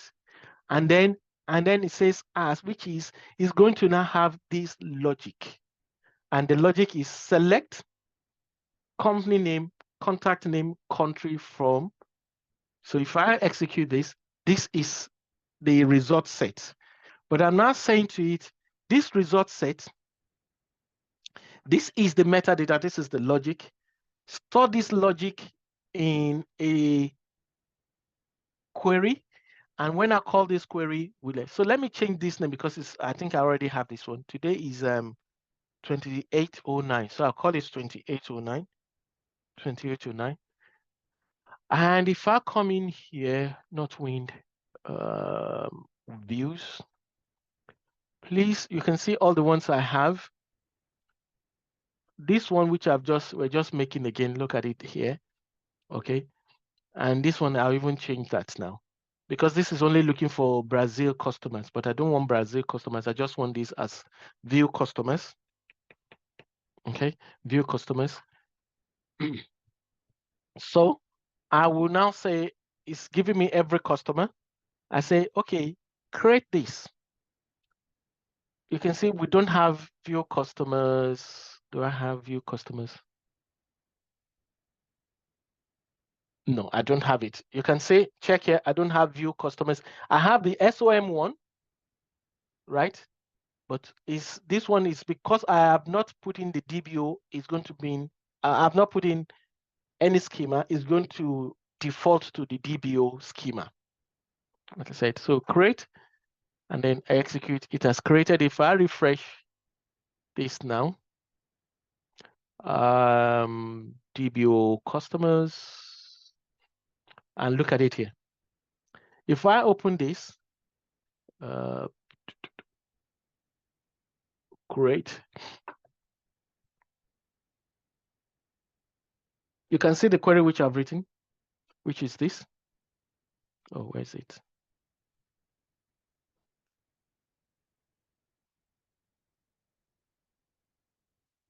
No, it's not that. Where is it? Oh, sorry, no, 2809. Oh, sorry, that's it. This is it. This is it here. My bad. Okay. So look at what I have written here. It's the same thing here. Now, I want to, this same query, which I'm sorry, a query which I've created as a view now. If I want to use this next time, I don't have to come back and start writing this query. I can just do select star. It acts like it has like a table. Okay, and I bring it in here and I do a select star from it. And that's it. And it's the same thing with this. It's the same thing. You can see it's the same thing. Okay, so now, for example, this same table, I want to, oh, sorry, I said the same table, this same view, I want to say, okay, I want to apply a filter. I just want for this to be for UK and Germany client customers. I can now come in here and say the same thing. I'll just change this. I want to alter it now, right? I want to amend it, but you use the keyword alter. Alter table, sorry, alter view, as which is, it knows that's this view, and I can now apply my where clause, where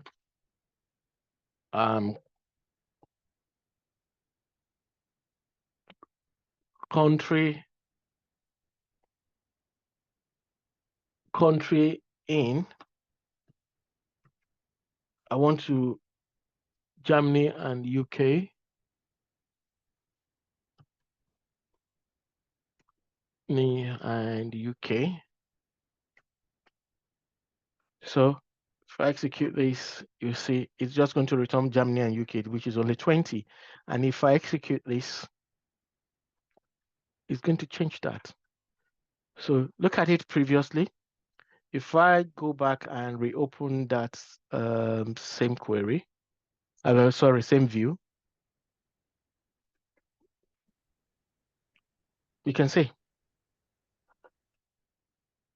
But the data is not there. It is only when I execute this, which is by using it as a select in a select statement, which is as a select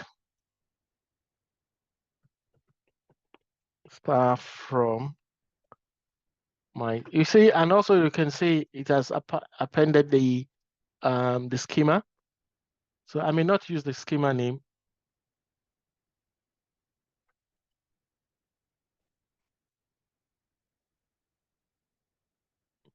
And you can see 20, that's what is returned back to me.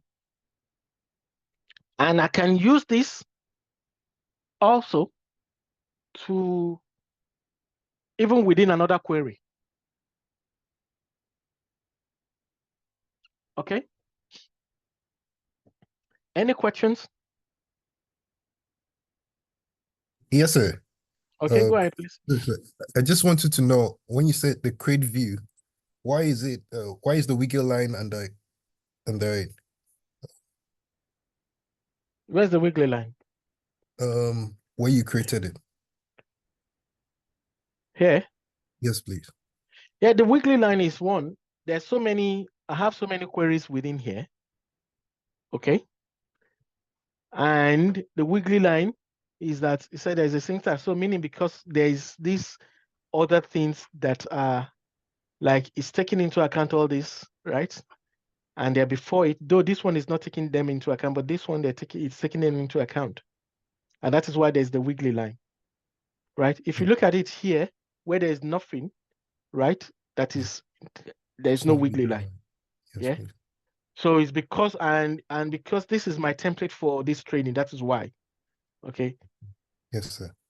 Thank you, sir. Okay. Okay, so I don't know whether this will be like taking you back a little. You have explained. When you keep mentioning schema, what does it really mean? I told you it's used as to categorize. You can see in here, I have SOM, I have customer, right? Which other one do I have? Okay, this is a view employee. Do I have any other view employee? Okay, let me do something. No, this one. Okay, let me bring in this one. And Google is your friend. Okay, I'll say SQL and then schema. Okay, what is a schema? Okay, it says, what is a schema in SQL? In a SQL database, a schema is a list of logical structures of data. Does that make sense? A list of logical structure of data. And I don't want to go into this complexity. Let's go back here. What is a schema and advantages of using schema? Okay. It says SQL structure is a software language programming used to interface to manage databases, various blah, blah, blah. So the database is this. It says, and on the essential element of SQL is a schema.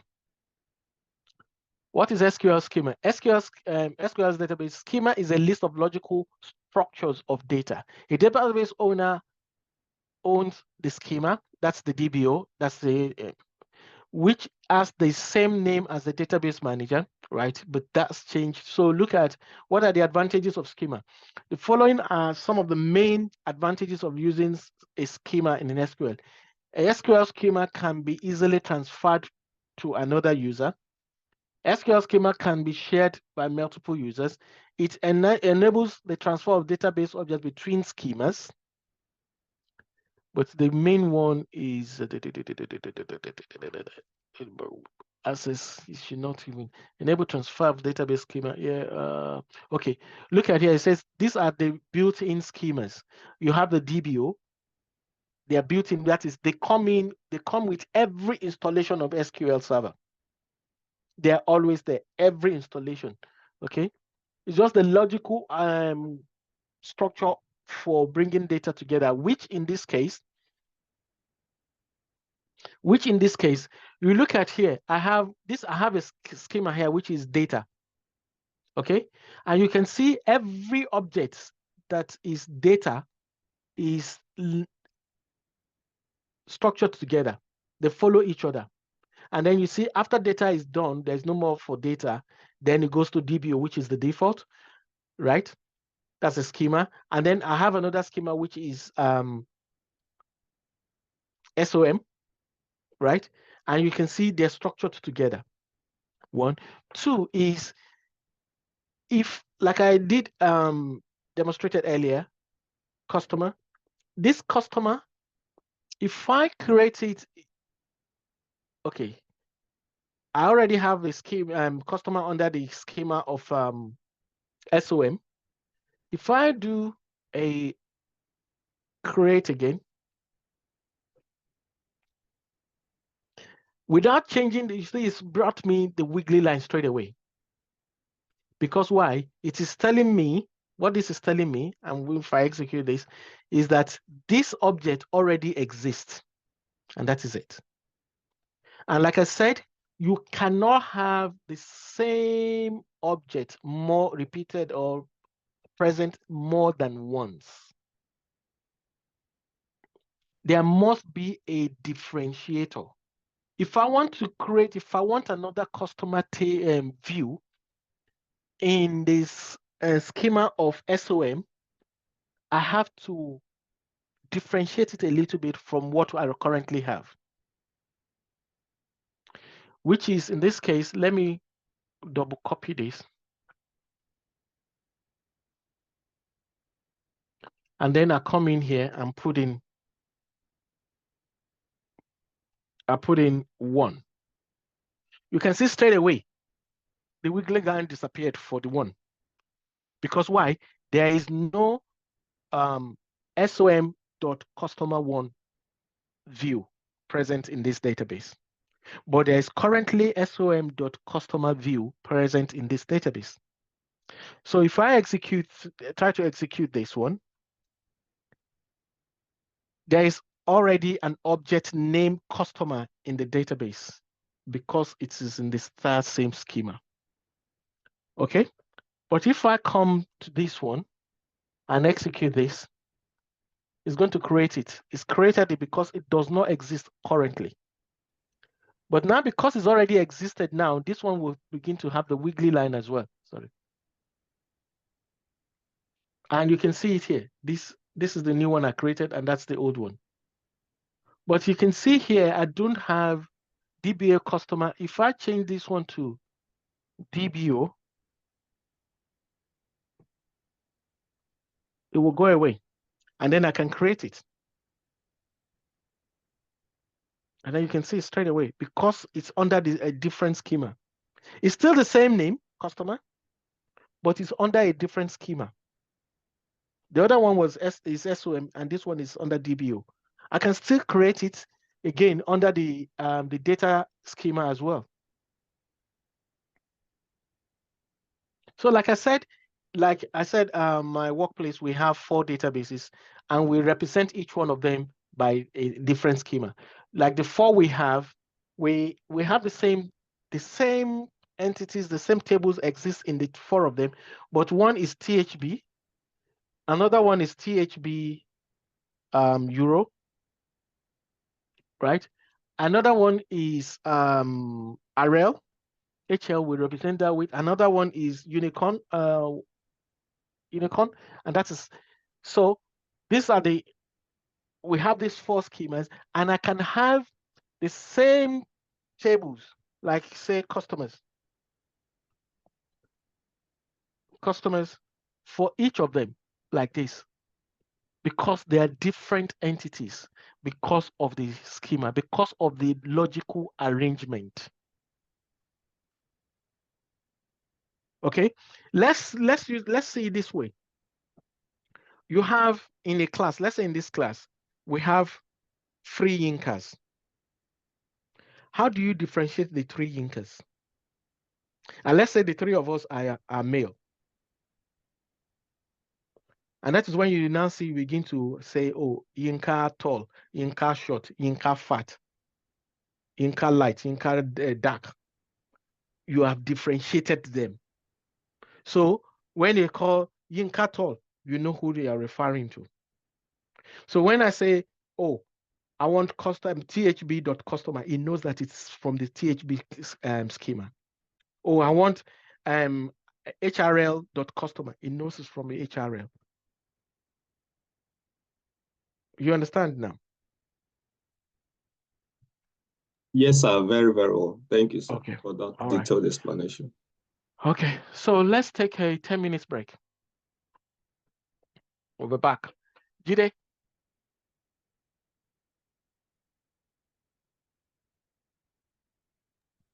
What time? We're back at 2:20. Thank you. Yeah. Jide? Okay, I can pause it.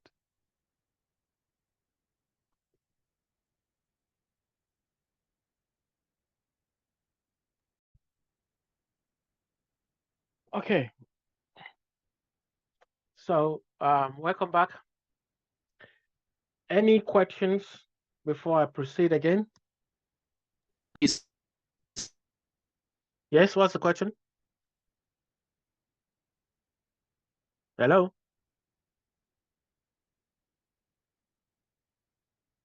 Is anybody asking any question? No, sir. Okay. All right. So we've talked about the alter view. Let's look at the drop view. Say we have created this one, which we don't need. So for me to get rid of that, all I have to do is, let me do it here. Let me do it here. To get rid of that is, do I have it here somewhere? Yeah, I already have it here. So all I have to do is just put the name. I'll say drop. The object I want to drop is the view, right? And I'll give it I'll put in the name of the view I want to drop.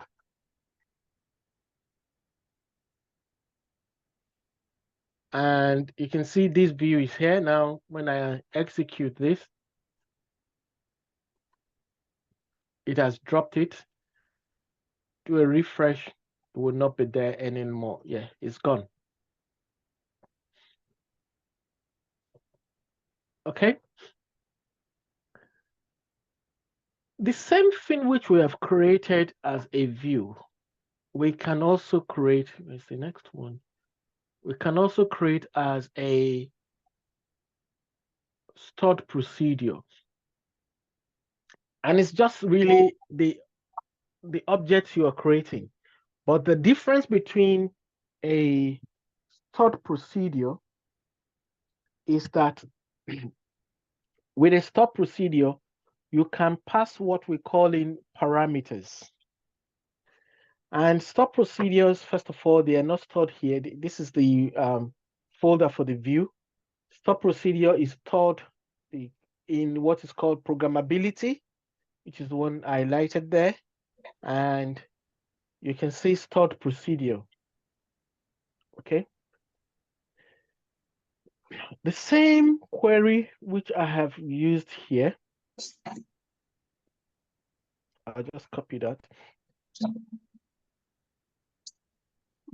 And this time around, I want to create stored procedure. Stored procedure.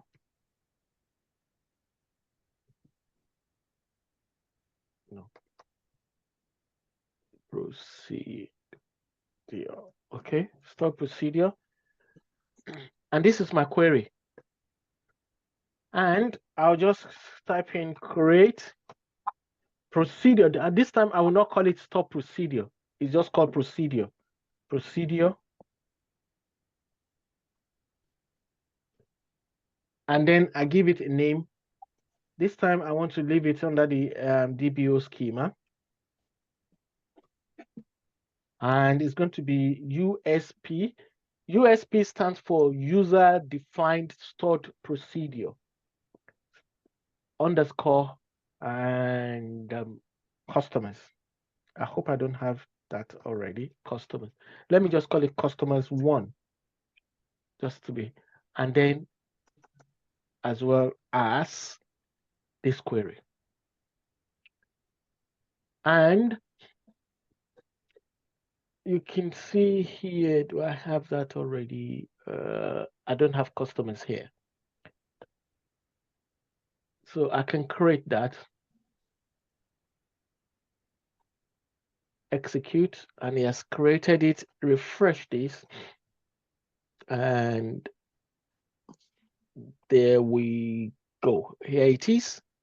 But the difference here now is that you cannot do a select like we did for a view, do a select star from my stored procedure. No, I cannot do that. You can see it's invalid. You cannot do a select from it. The only way to get the result set from a stored procedure is to execute. So there are 2 ways to do that. I can either write it execute, right? And that is, I will give it the name. I can either write it full execute or in exe, right, this way, or I can write it full this way. It's still the same thing. And then I can click, I'll execute and then click on it, and then it's going to give me the result set. And the way to use this in other queries is to use what is called the, another function is called the cross apply. So if I want to join it together with, and in a query, I'll use, when you're using, instead of using inner join or left join, we'll use cross apply, and you give it the name of the procedure, and then you can put in your link, your join keys as well. Okay, but that's not where I'm going to. So now this stop procedure, you know, I have a where clause. I can use this stop procedure to filter. I can filter as well. And that is when you pass in what is called the parameter. And let me see if I can give you that definition again. Sorry, I used to have the script somewhere, but I can't find it. So I say SQL stored procedure. Optional, you can see I have stop procedure with parameters and non-parameters, okay? And then I can have stop procedure that returns a table, okay? Let's look at this optional parameter. It says optional parameter, and if I come in, which one of these will be good for my explanation? SQL Central. This website is good. I will encourage you to go onto this website. We will learn a lot from there as well. Okay, so you can see I created initially the same thing, create procedure, and gave it the name. And then here I'm creating what? A table primary key, which is I want to pass in the parameter. It says, I want where it's going to give us the definition so that you know what a parameter is. Let me see.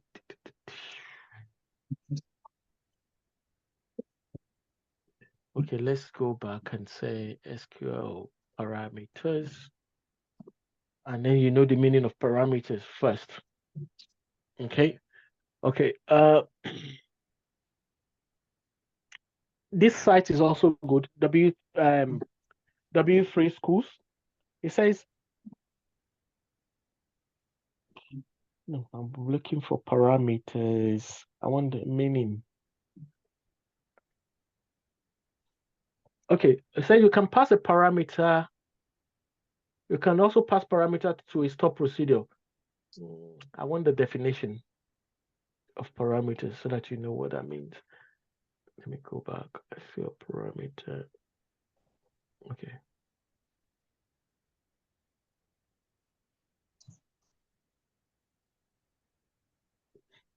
Okay.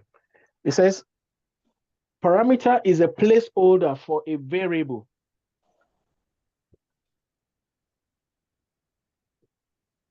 that contains a value of some type that is passed to a database server along with SQL text at the query execution time. Remember, let me now come back here.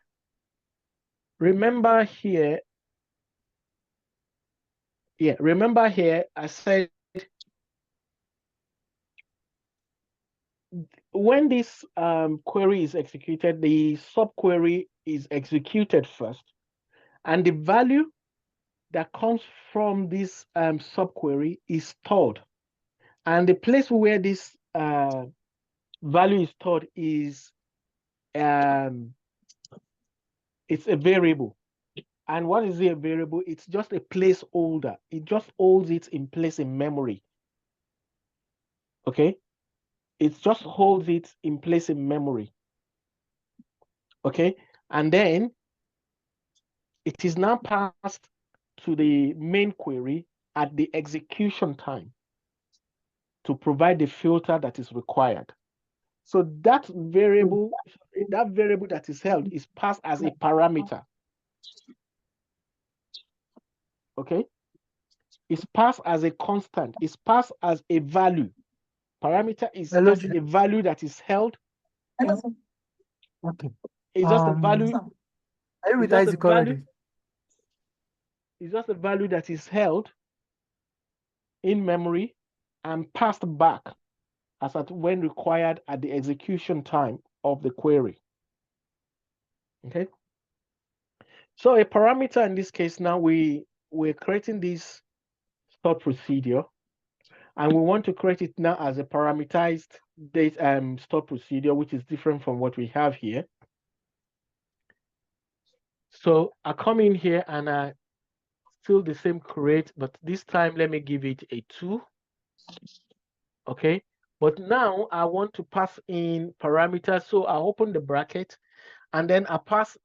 When you're passing in a parameter, you use the @ sign to specify that what I'm creating is a parameter, and I want to create a parameter which is called country. So parameter country, and I define the data type, and I say as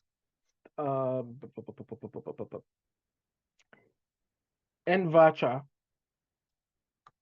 as nvarchar 50, for example. Okay, and then I close that. Okay, so now I can now come and use this parameter because I've defined it.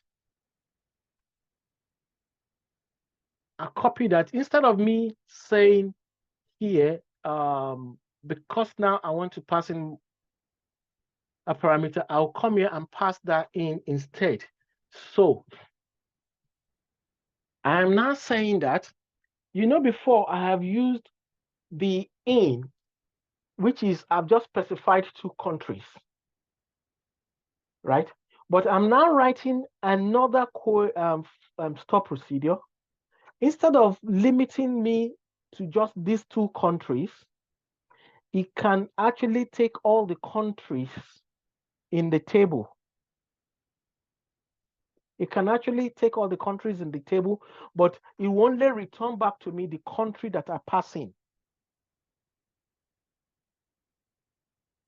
Is this clear? Or I should repeat myself? Okay. Please Yes, repeat, can sir. you say that again? Please repeat. Okay. You see here, I run this query without any filter. It returned back to me 96 rows. But there are times when I don't need this whole lot, and I can also use it for different, instead of me having to repeat it. You know, here, I've only run this and it only returns back to me 2 countries, right? So I cannot do anything with this than just these 2 countries. I cannot change this because I've already created it, and it's just this country that it's going to return back. But say, for example, I have more countries, and I don't want to create, or I don't intend to create many of this kind of procedure for just okay, for United Kingdom I create one, for US I create one, for Canada I create one. No, I can create one that will serve the purpose, right? So when I need the country to be Canada, for example, I will just pass in Canada. I'll type in Canada, and it's just going to filter for me just for Canada. Because you see here, I said where country equals the parameter I'm going to pass in, the variable that I'm going to pass in. Okay, so, and I have defined my variable here. You see open and close bracket, and the type of the variable, sorry, the parameter rather. The type of the parameter, my parameter, I call it the name of that parameter, I call it country. You can call it anything. It doesn't have to mirror what you are doing. Depends on how you want to do it. So the parameter, my parameter is country, right? And the type is an end vector, which is a string and can be 50 characters long. Okay, so I will now take this, and instead of having equal to Canada or equal to UK or equal to Germany, right, I'll just say equal to the parameter which I have defined. Now, let's create this. It has created that. And then I want to execute this. It's going to execute, I'm going to have to execute it in a different way. So now, that is my, no, that's not it. That is my stored procedure. So look at the difference now. I'll run it under this, but because this one is now parameterized, I want to see for Canada, and then I'll come back in here, or I can just say, I can do it this way, Canada, okay? Or yeah, I can do, or put it within my brackets, okay? Put it within my brackets. So what I'm saying is execute, then my parameter is this. I think I don't need the bracket, but let me see. Yes, I don't need the bracket. So I'm passing in that, and you can see it's only returned back to me Canada. But this one, I'm not passing in any parameter because why? I have fixed this, that it's only going to return at any point in time, it's only going to return back to me Germany and UK. I can get the UK out of this one as well. If I come in here and type in UK, it's just going to return back to me UK. So meaning that I'm just passing in in the filter here, I'm passing in UK here. That's what it means.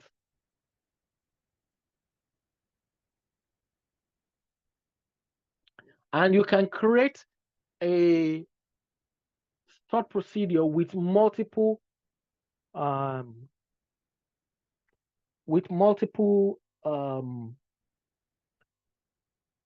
parameters as well.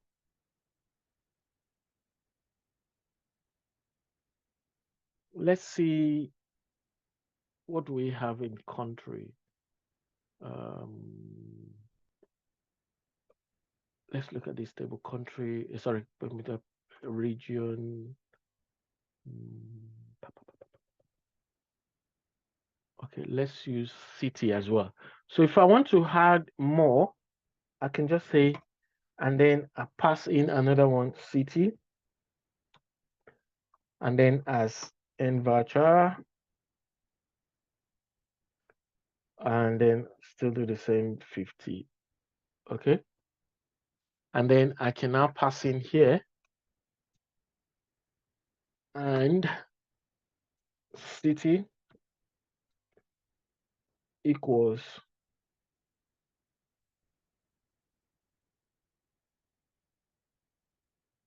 this. And I'll make this 3. Okay. And it has created that, and then I now pass in. Change that. Oh, I need to make a change. Okay, I didn't pass in. I won't see the city, so I need to make a change. Sorry, 1 second. Okay, let me alter this for it to make sense to us. Alter. I have the country, and then I have the city. I have the city. So, okay. Okay, so now I have the city. So let's look for one of the cities. London.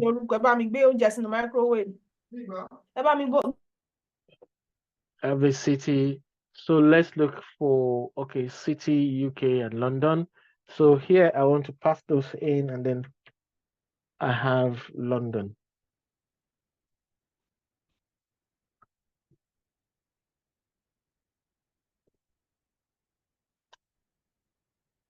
And you can see, and if I execute this, you will see there's going to be a difference. You can see here,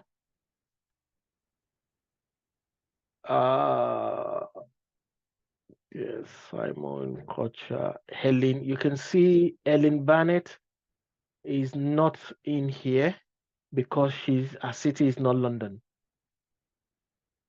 If a city is not London, so you can see I can filter and filter and filter and filter and filter like that as well.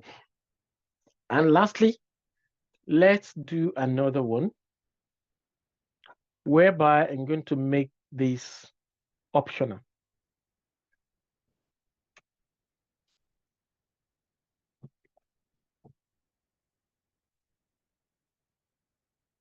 I'm going to make this optional. I want to make this 4. And here I can now say equals no. Okay. The country can be no, and the city too can be no. Or I can put in no, but let me use the blank. Okay. So create. So I'm saying I may pass in a value or I may leave it blank.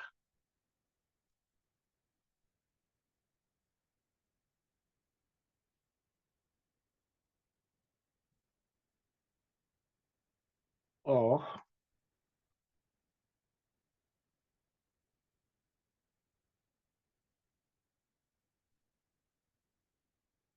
oh, sorry. No, sorry. Or country.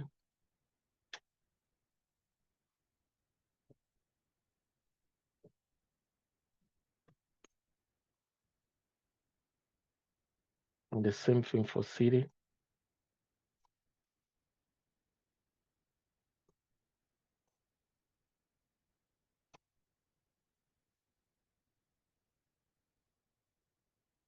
So it can be, I can pass in a parameter or I may leave it blank.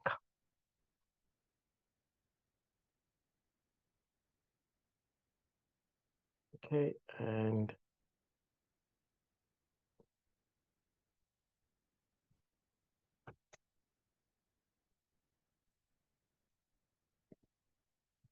four. And if I execute this, you can see that. You can see that. And then if I come back in here and then do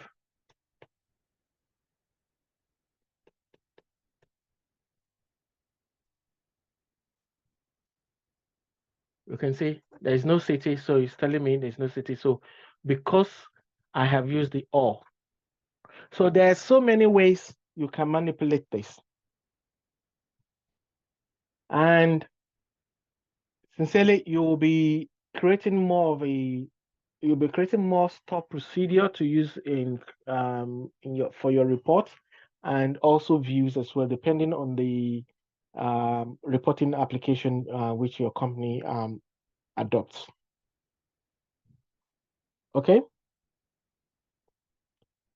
Now, I want to ask me any questions before I begin to merge these things together for us to create some things for ourselves. Any questions?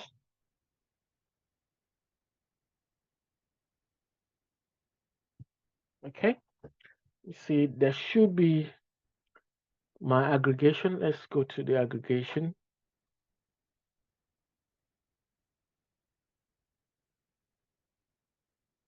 I should have another one on aggregation.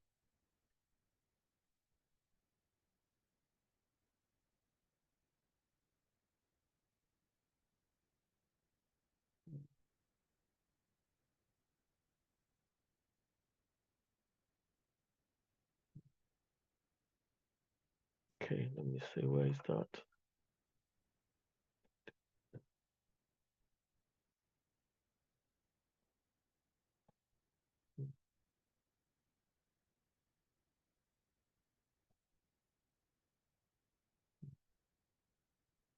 I can't find it.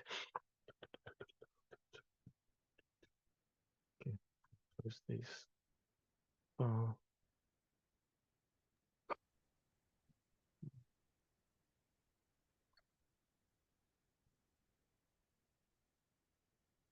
The same thing I have in here. It's the same thing. I've lost that.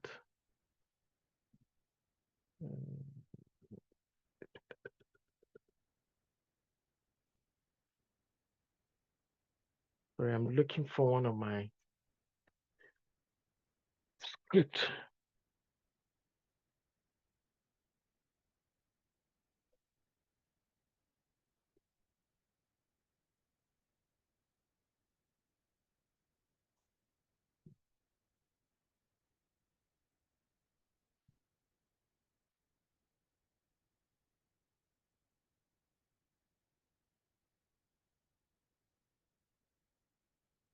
Nothing is in there.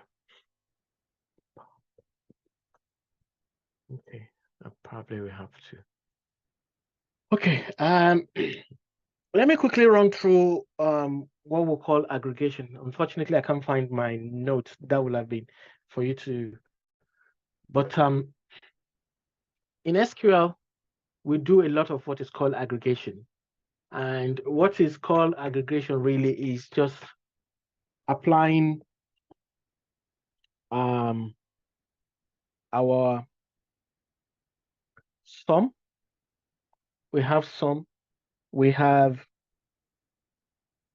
average, that is AVG. Sorry, AVG. We have the mean, we have the max, which I've shown you. Right, and these are the manipulation we use on our numeric side of the data. Aggregation can only be applied on the numeric, on the numbers, like I showed you earlier. So let's look at the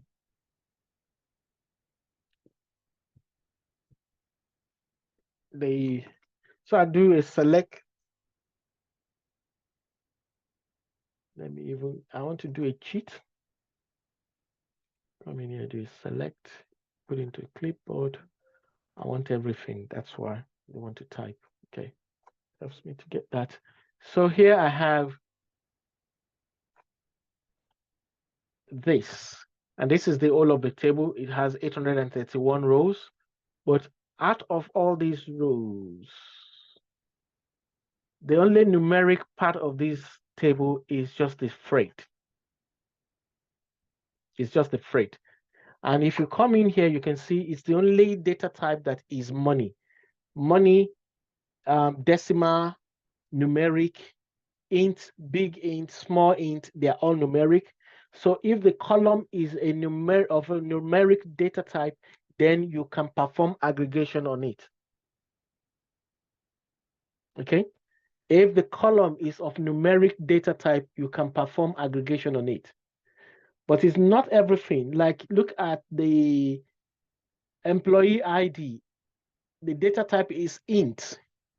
But logically, why do you want to add the identification ID for an employee together with the next one? So it is only where it is logical. Okay? So in this case, let's look at, for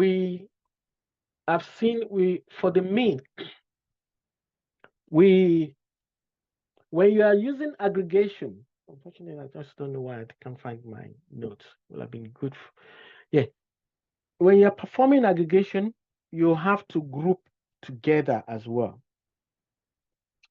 Meaning that you are saying, because SQL is on the row by row level, it operates on the row by row level. It goes in, whatever you pass in, it goes in and look at it on the row by row level and goes to the next one and go to the next one and go to the next one.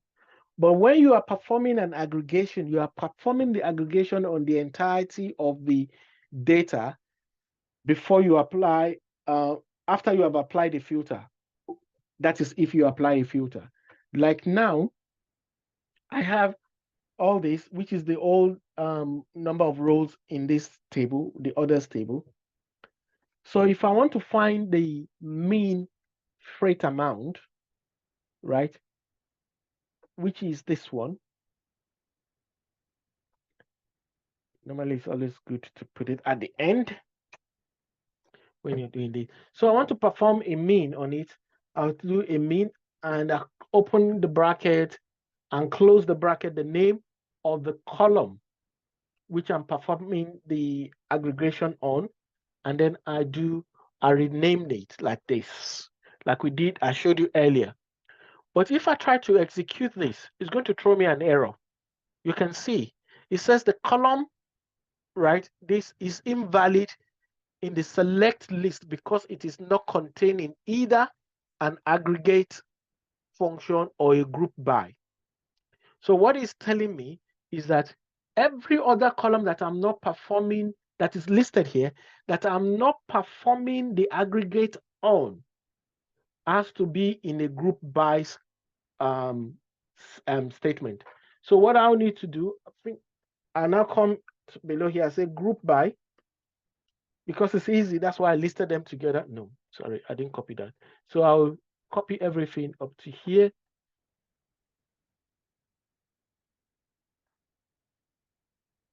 And then I pass it in as it is. Because why? It is performing, oh, sorry, I should group by. It's group by. So it is performing an aggregation. It is performing an aggregation. Oh, come on.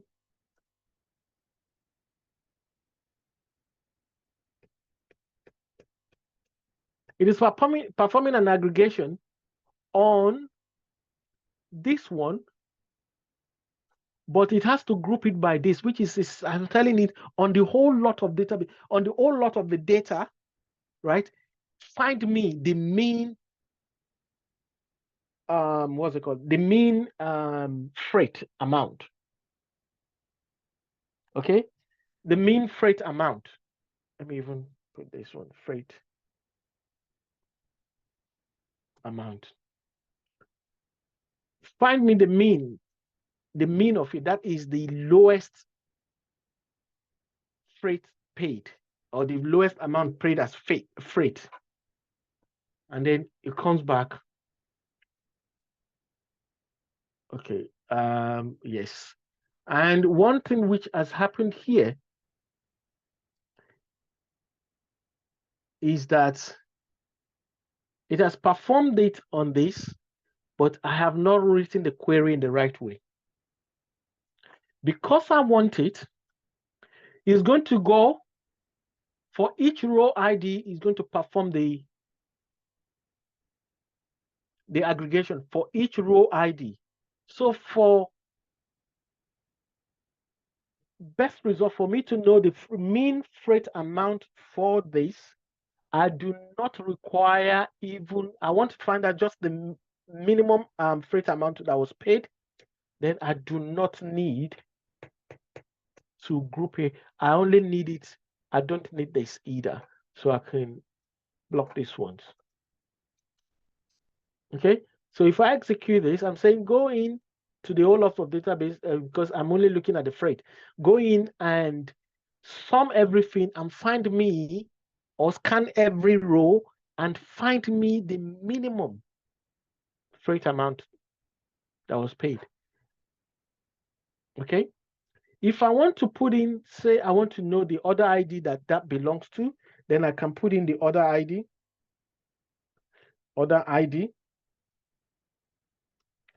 And then in my group by, I have to bring in the order ID. Because I'm not telling it, group it by the order ID.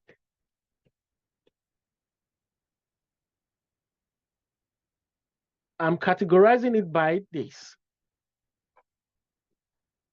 And you can see again, it has failed me. Why? Because it is going to execute based on each individual. So when you are aggregating, you have to understand the logic. First of all, what do you want to say? I want to know the minimum freight paid.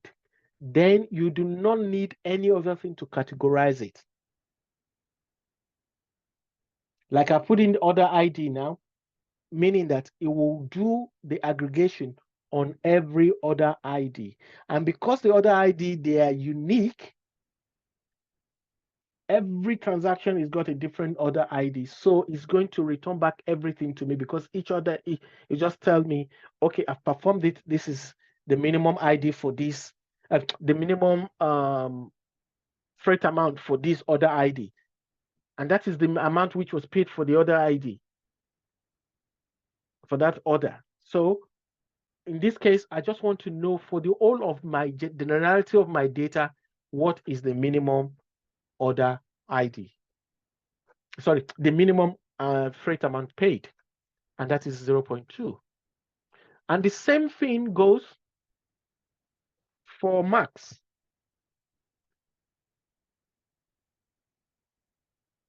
Right?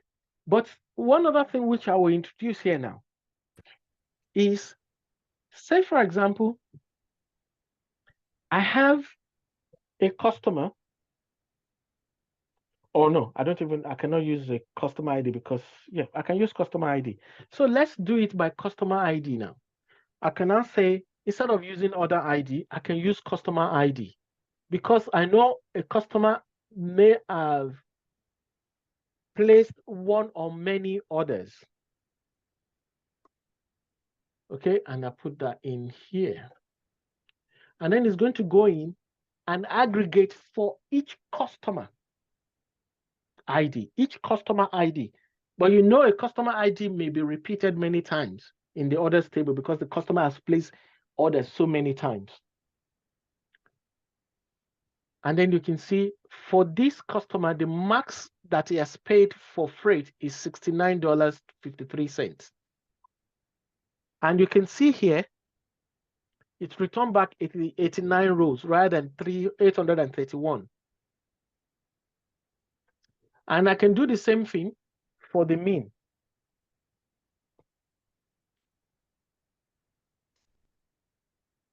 And you can see for that customer, that's the minimum that is paid.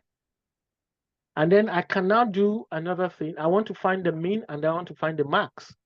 So I can do the same thing. Let me separate this.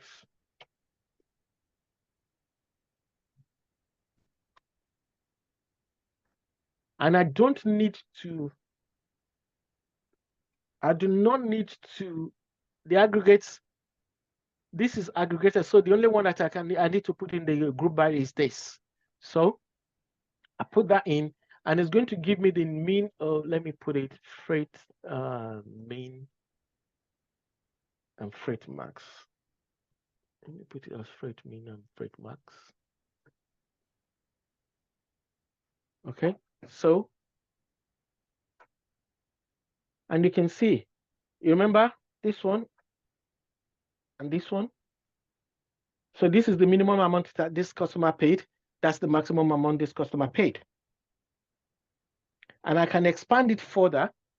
I can now say, okay, I want to see the sum, which is the addition of all the freight amount each customer paid over time.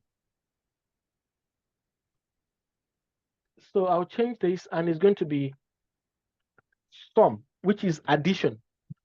And this is freight total. Let me call it total. Okay, that's the total amount this customer has paid. This is the minimum, this is the maximum, and then here we're going to have the total. And you can see this is the minimum, that's the minimum. So meaning that this customer has got more. Okay. Can you see how? And then because one thing the business may want to look at, okay, what is the total amount we have? If I do not include the customer, it's just going to go into the database and tell me the minimum amount, you tell me the maximum, and tell me the total amount we have received for freight. And you can see that's the minimum, that's the maximum, and that's the total amount of all the transactions. And then this can be a report. I can still expand on this. So you can see the minimum, you can see the maximum, right? But look at it here. I have the order date, I have the request date, I have the shipped date. I have the employee. I want to see, okay, for each customer, and I can change this to each employee. So if I change it to employee ID instead of customer ID, then it's going to give me what the employee has done, which is going to be a different result set from what we currently, let's do it this way so that we can see the difference.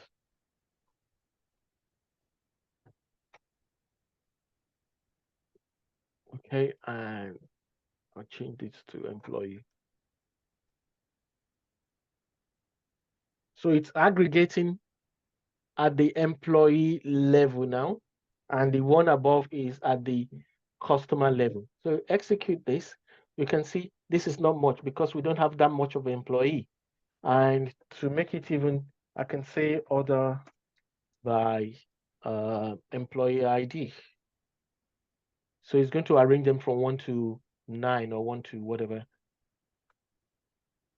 So 1 to 9, you can see. And you can see it was employee 4 that dealt with the most minimum freight amount, and then his employees 3 that actually dealt with the customer that placed the maximum freight amount. And this is the total amount generated, freight amount generated by each of the employees. So if I put the two together, you can see the first one. You can see the first one, and you can see the bottom one.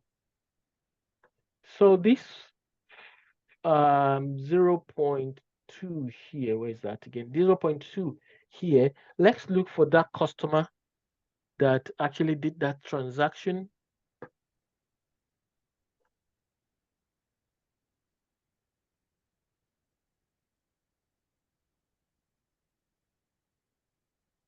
I can do a filter, but okay, look at that. This is the customer that actually did that 0.2 minimum. That's the customer. And the customer that did the 1,000 max,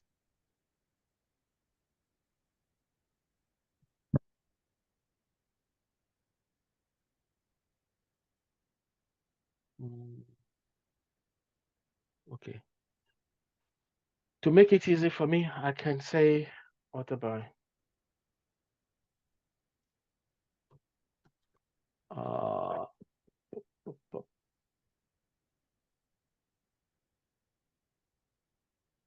by, and I want it the highest, so I do it that way.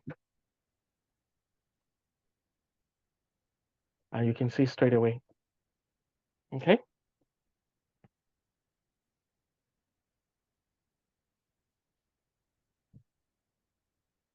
Any questions?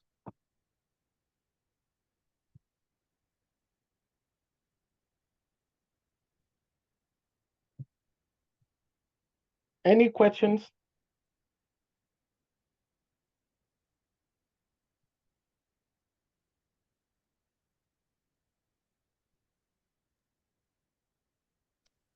No, sir. Okay. None at the moment. Okay. None. Good. Now we have Musaru, dealt with Alpha, I will call you later.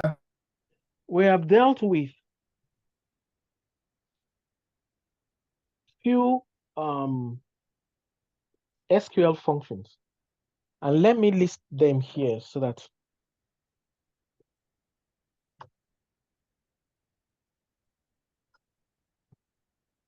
we have dealt with SQL functions or keywords.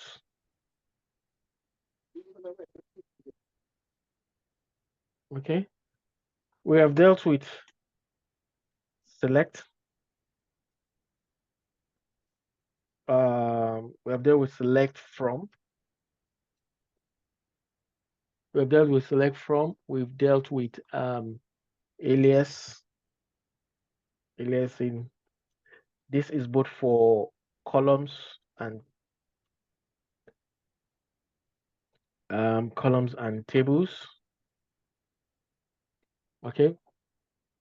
We have dealt with filters, which is our where clause, where. Okay. We have dealt with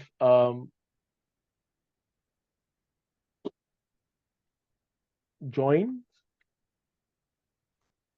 and our join includes inner join,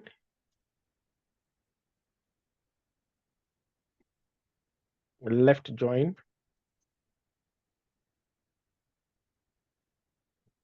right join, and full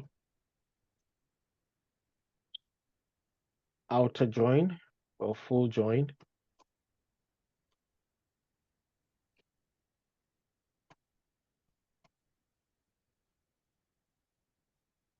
Okay. We have dealt with views. Okay. We also have dealt with stored procedure.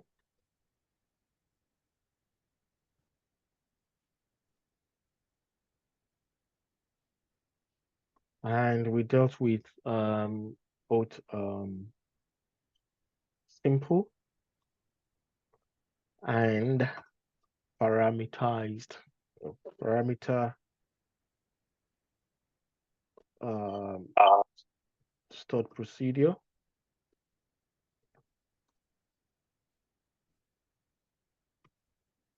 Okay, we dealt with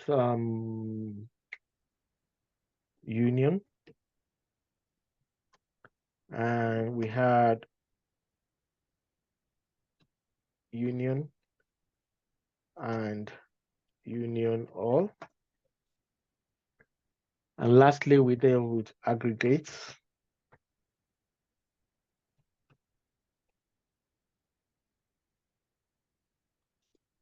Which is SOM, min, min, and max.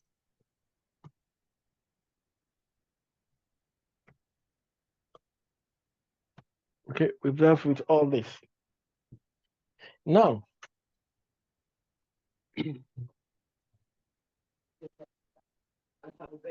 I want to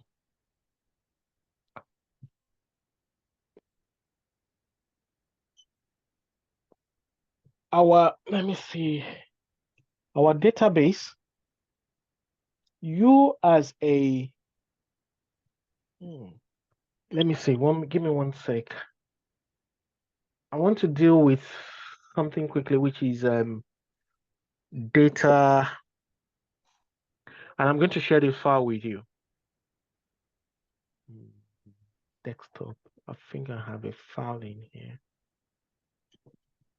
Inventory, okay. Inventory.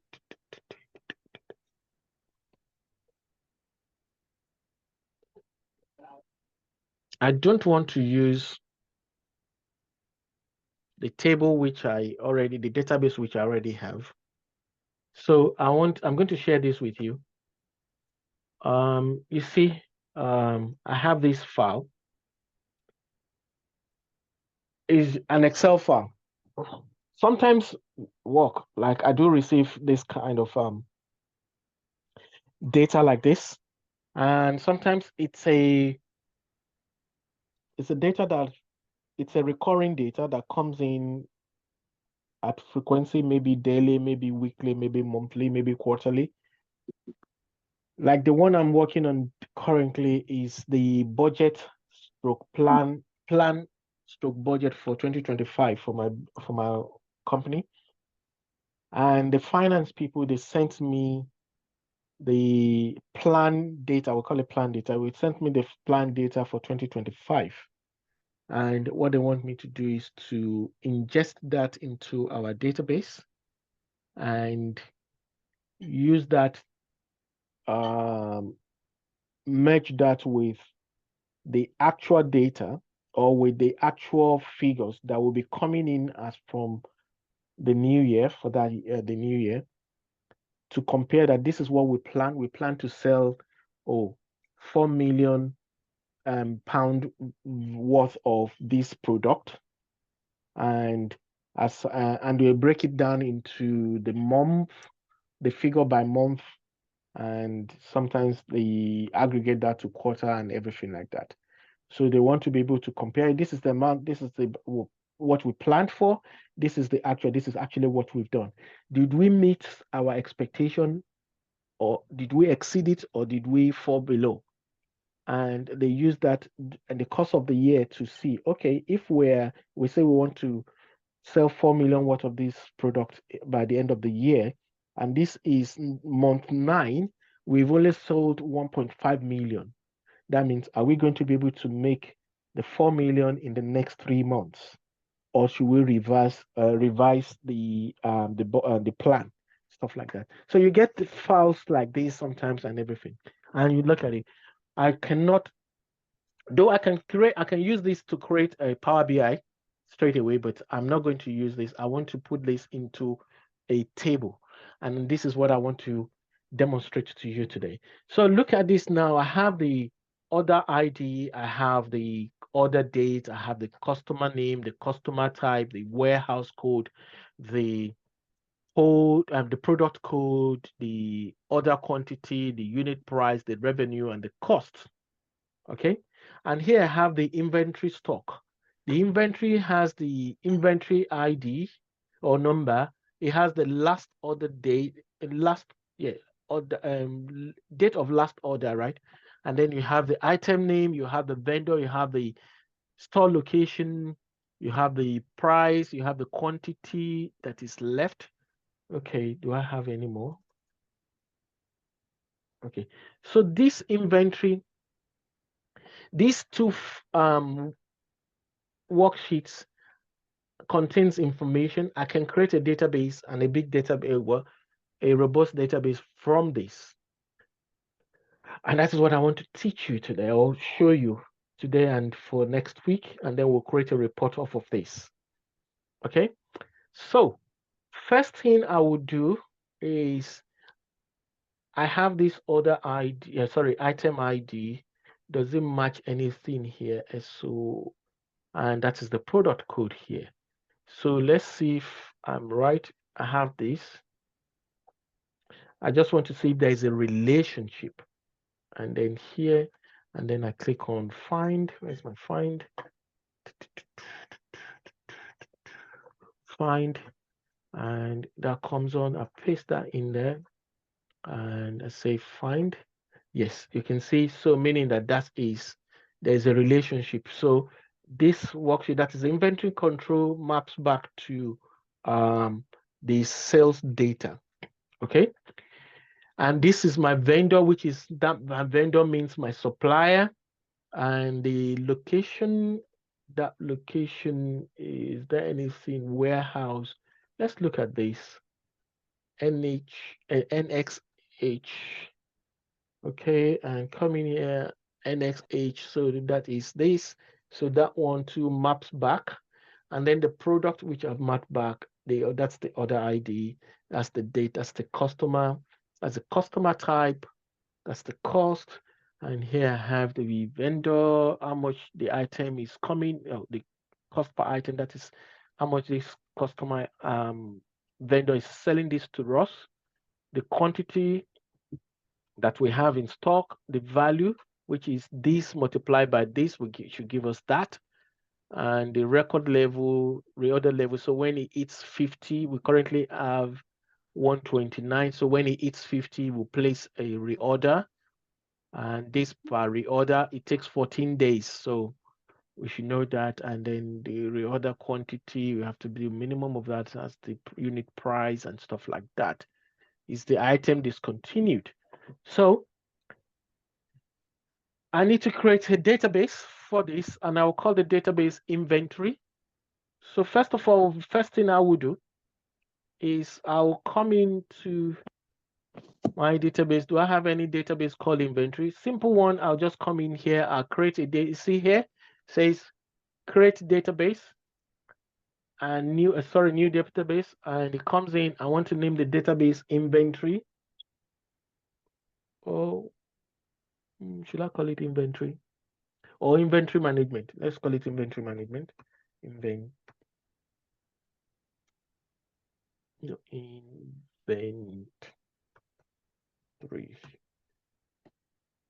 management underscore, just to make it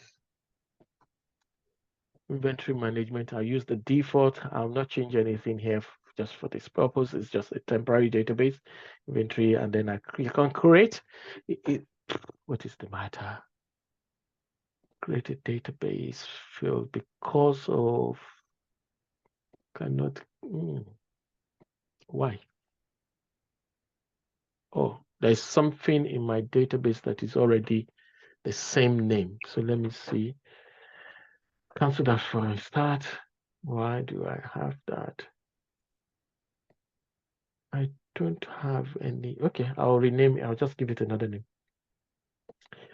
What's the file called? Inventory management. I'll call it inventory management, one word. And so inventory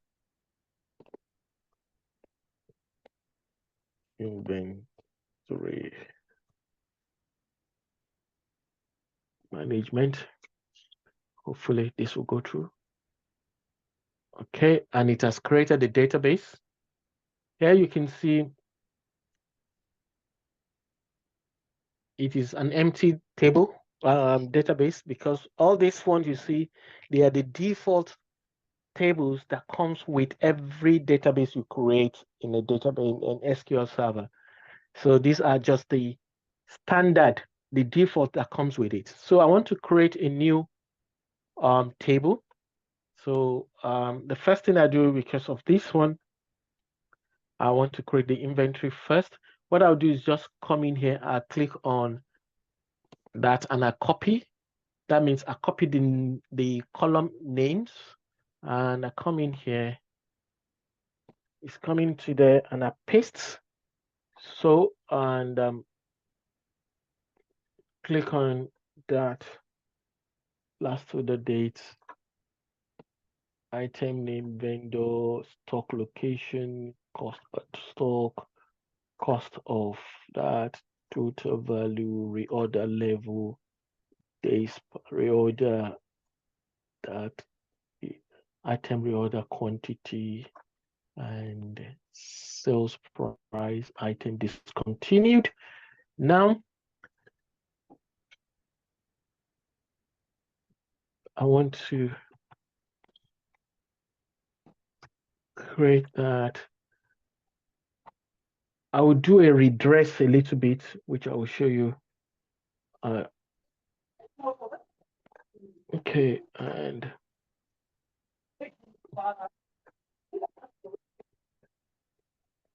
you see there's spaces when it was, that is one thing with Excel, there's spaces after the name. That means there's a space. I'll come back to that anyway. There's space there too. There's space there. There's space there. There's no space. So for the space, I don't need a space. No, price. And I want the name to be, I just want it that way. Item discontinued. And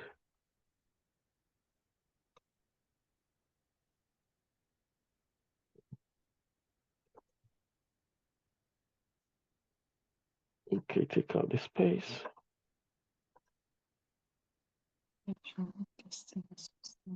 Okay. Okay. Item name. Okay, so these are my columns for that table. And now, what I want to do, because I'm not creating like a data warehouse apparently, I want to create a schema to bring in this. Like I'm creating a data warehouse per se really, but before I go ahead, I want to create a schema. I want to create free schema. So I'll click on create schema. I'll say create schema. And the first one I want to create is going to be called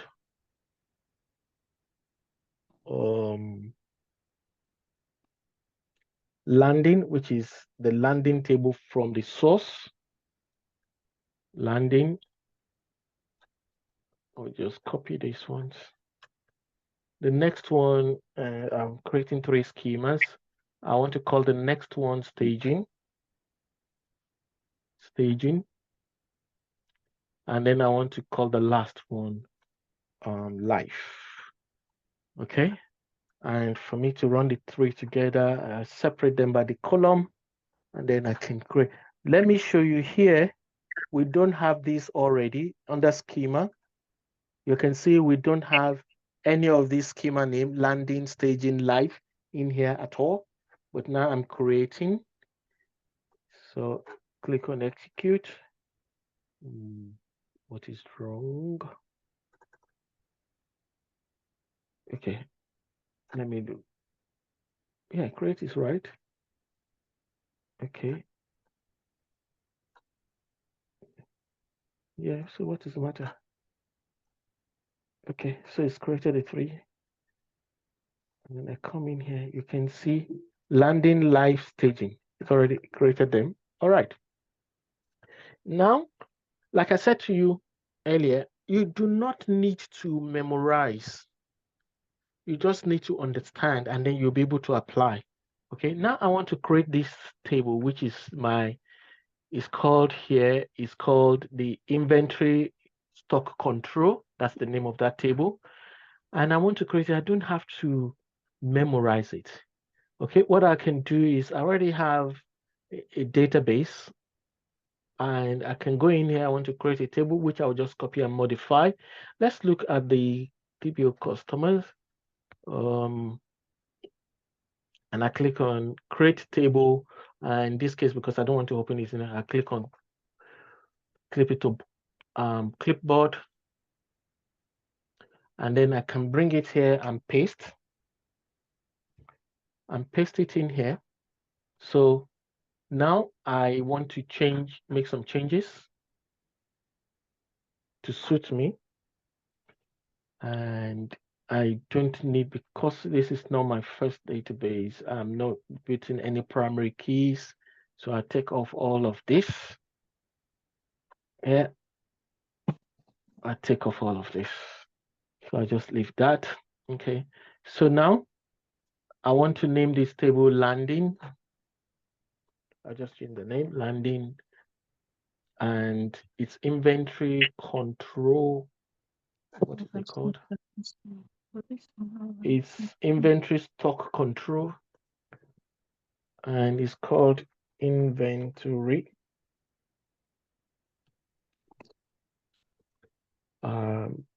stock control.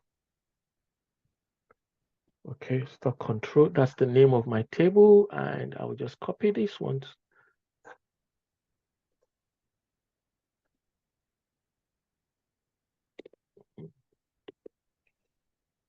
Let me put it this way I can see. So here I'm just going to make a change, copy that, cut that, I'll replace that. That my inventory, how long is it? For the sake of this, I'll just make it as big as possible, which I'm going to change later on. This one is date, last of the date, because it's a date column. Cut that, come in here, I change that to date, and because it's date, there's no, okay, and it can be null, just for clarity's sake, it can be null. Item name, I'll put it in here. The next one, item name voucher, I want to make it 50, no, I'll even make it 100. Vendor,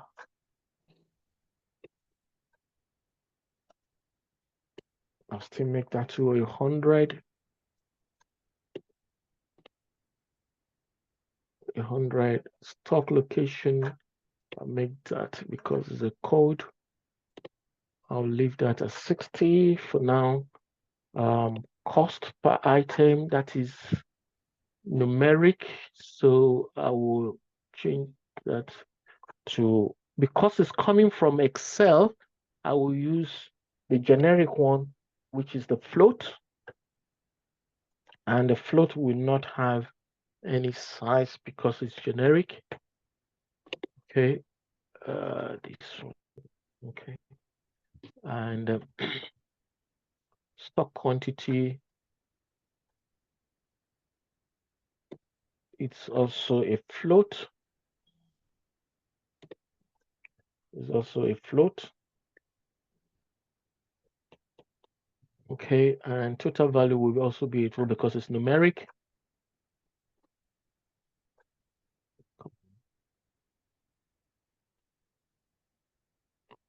No, I want to cut it.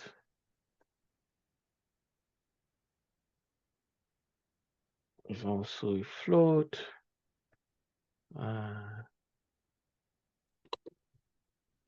Is a float. Okay, renewal level is still also a float.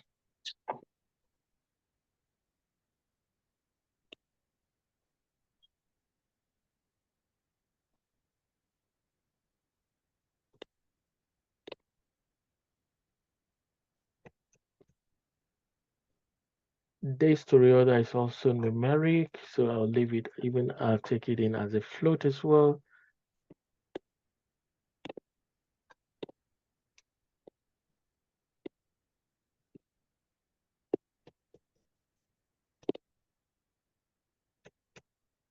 Okay, quantity, almost everything is numeric here. Okay, load.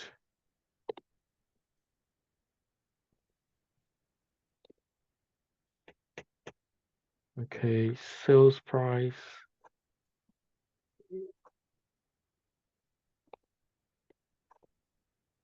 Sales price is also a float. Taking that out. And I still have one more column. So put a comma, and then I'll bring that in, which is this. Paste that in, and then I put it as an, let me just copy this.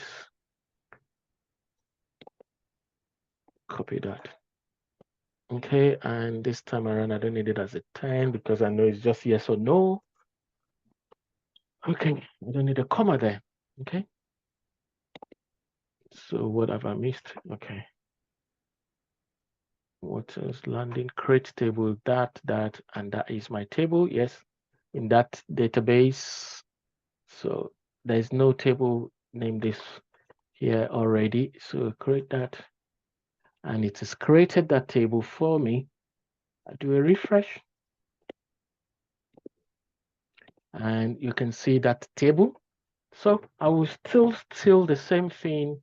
And for the next worksheet, and the next worksheet is called sales data. Okay. And I will just do the same thing, copy this.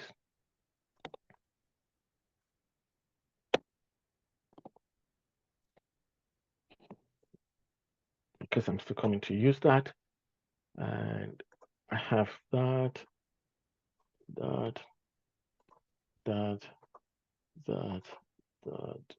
product code, the number, unique price, revenue. Okay, so the first one it's not it's virtual, so I'll cut that and put that in here. You can see the space. Okay, I'll leave it at that. It's not null. My order date. Good. Oh, good. It's date and customer name.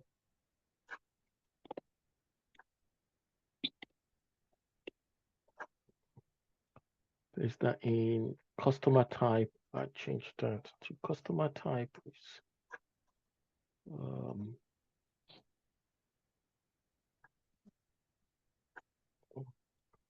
I don't want to give them too much space. I'll put it as 20. And then my warehouse code will be 20 is also in virtual. I can leave it at that. I have my product code, which is also in virtual.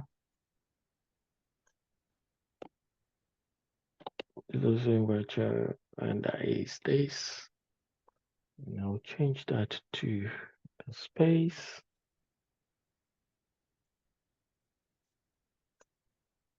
Okay. Just copy that and then replace. Okay, quantity, order quantity.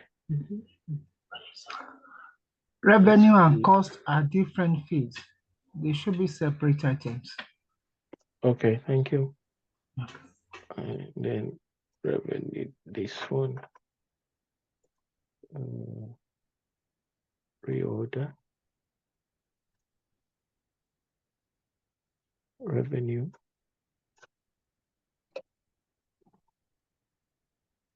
Still a float. And this one. last one, and that is this one. And I don't need the last, so take that out.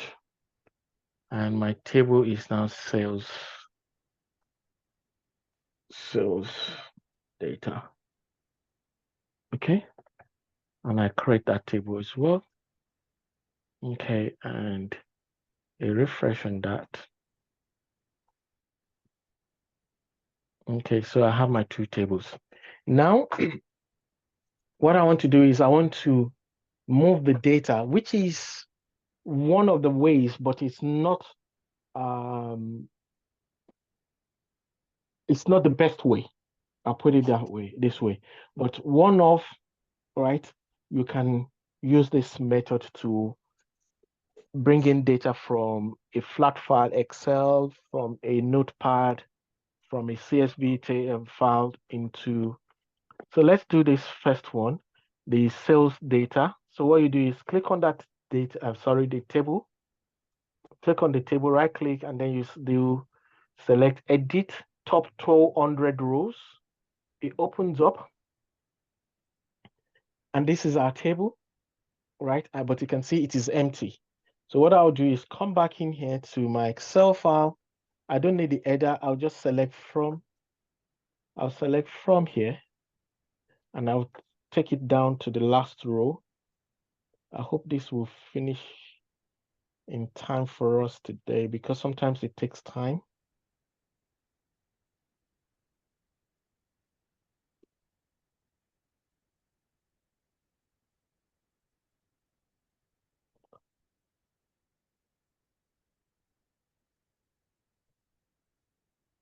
The huge table, so it might take a while to complete, but I will try. Let's see. And then I'll do a copy. I've selected everything, right? Then I'll come back in here.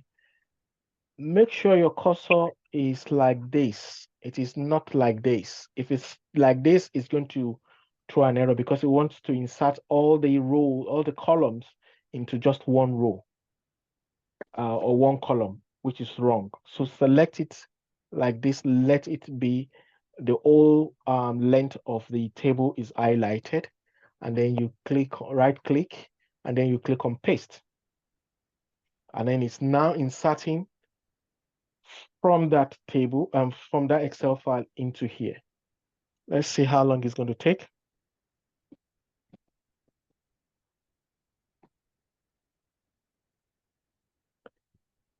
Sometimes it takes a very long time if the volume of data is huge, and also depending on the network, because at work you're working on client server, because now for this training your laptop is your server, everything is in one environment, but normally your server is somewhere else and you just connecting with your client, which is your SSMS, to that server. Okay, so hopefully this won't take too long. Okay, sir, while we are waiting for the data to import or inject, I want to ask a question. You said that this is not the best way to do that. Yep. What's the best way, sir? The best way is to, first of all, if it's a one-off, right, that this is not going to be performed frequently, right, maybe once in a blue moon or even just once, right, then you can use this method. But if not, if it's going to be a frequent thing, then you have to automate it.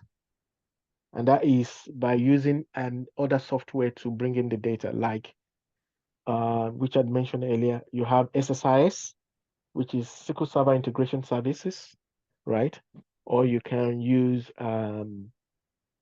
ADF, Azure Data Factory, or you can use Databricks. Okay, and then there's also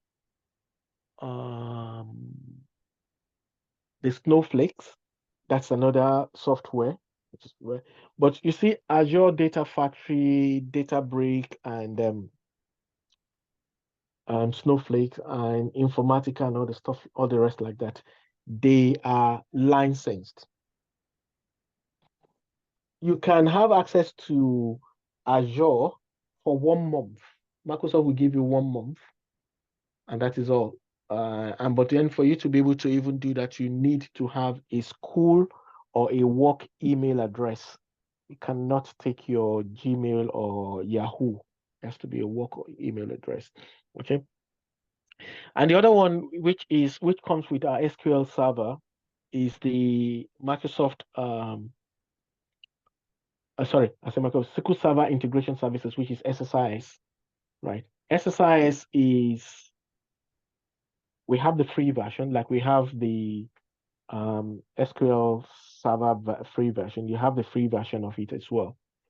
So, but that is a separate topic on its own. It's not within the remit of this class, but I can show you. I think if I have not used it in a long time, you have to install. Where's my Visual Studio? Okay, my Visual Studio. What that is going on? You see Visual Studio. Okay, let's come on here. You can see my Visual Studio. I've not used it in a long time.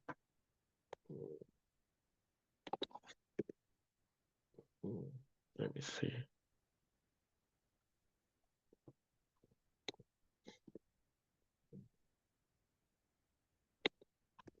And for my Visual Studio, I don't think I have that's Explorer and with the Windows. It's not coming on here. I need a source control window. Oh, I don't have a source control window. Source control, GitHub. I'm not using GitHub. Oh God. You can see data lake. Yeah, I don't have the full installation because I've not used it in a long while. Okay. Yeah, that should be, and then I'll be able to open the project. And I'm not on GitHub either. So GitHub is you see all the codes that we write in data engineering and even in development, really, you have to put it into a safe place so that in case anything happens, you can always go back to the code and reuse it. That's a repository. Yeah, I just wanted to explain it in a layman's language so that everybody will understand. So the repository is where you store your codes, right? And it can be shared so that the code that I've written, if I put it in the repository, everybody within the team can access it and make changes to it as needed and save it back so that the next person can also have access to it. And once you save it back, then it is the update is available to everybody that have access to it. And then you also keep history of the change as well. So everybody, you can go back and say, okay, when did we make this change? Why did we make the change? Because you can also annotate it, which is you can also put a note against the change just for the next person. Yeah, you see, it's looking for me to attach it to my TFS, which I don't have. Before there used to be free version of TFS, but Microsoft is become stingy now. Okay, see, I should have a TFS account logged in here, but I don't have. So, okay, so asking me to attach, but I don't have, so I'm not going to worry about that. Okay, that's it. Yeah, it takes time, really. Sometimes. What? Okay, good. And you can see it's ingested 8,000 rows because yeah, the header is counted. So now I have moved that data. Something is wrong. This is not supposed to be north. This cost, this revenue Because if I come back in here, yeah, you can see there's figures in the revenue. So what is wrong? Why is it? It has swapped. It has swapped. Let's investigate this. This is what you would do in normal real life anyway. If you can see this, 6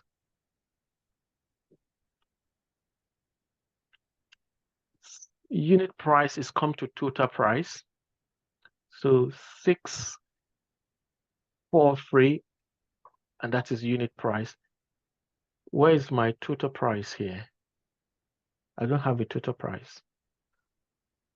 And that one, which is 3 other dates, so probably I've put it into the wrong table. So let's look at this way.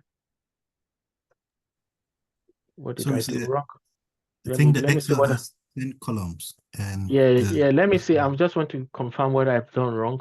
Other number, other date, customer name, customer type, okay. Warehouse code, product code, order quantity. Okay, you can see I have total value, which is not supposed to be there, then unit price, then after that you have revenue, and then so I have to redo it, unfortunately. Okay, my apologies. So I'll come back in here and then I do here now. I will just do a drop and recreate. I don't want to, I'll just make, because I want to make, I mean, if I do a drop, it's going to drop it, then I have to rewrite the old code. But if I do a drop and create, then it's going to drop the old and then still keep the syntax for creating the table for me, and then I can make my change.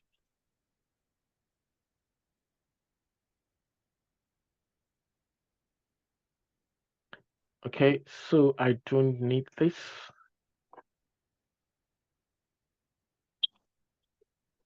Just to be sure.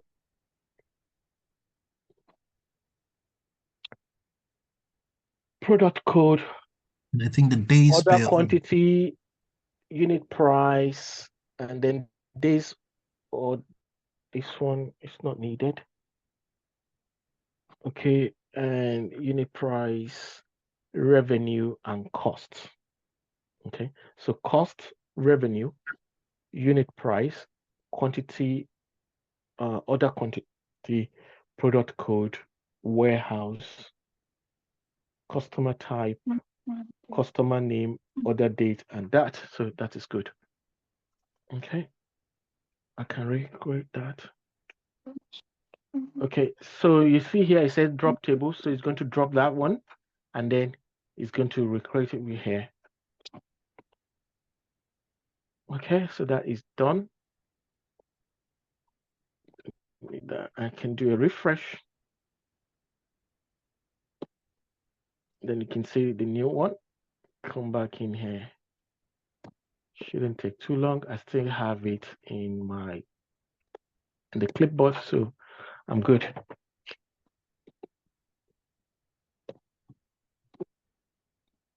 Takes about 5 minutes, I guess. Okay. And while that is going on, Sorry, the one you have in the clipboard, did that one take into consideration the amendment you've made? because it's the original one. It's me, it's where I'm pasting it that is wrong. Oh, okay. I have too many columns in the table I created than what I have in the spreadsheet for this worksheet. That's what I've corrected. Okay. And you can continue to do whatever you want to do, but it's just that you cannot touch this window. Normally at work, I will have about 2 of this window opened together. So I can, when this one is busy, I can go to the next one and continue doing something else on this next one. Okay.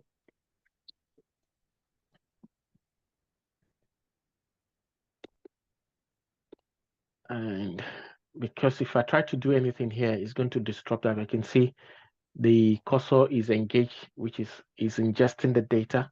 So I just have to respect it and give it the concurrency. We'll call it concurrency. That is the absolute access to the two entities, the database and to the file as well. If your Excel file is, well, once you're able to open it, then you can. But while this is open as well, you cannot work on your Excel file. You just have to leave it.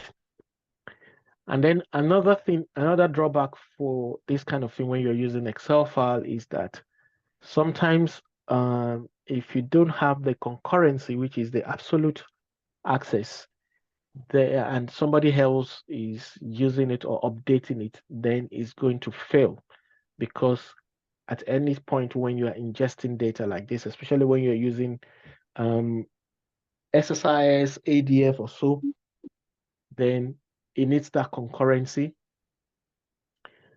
And if there is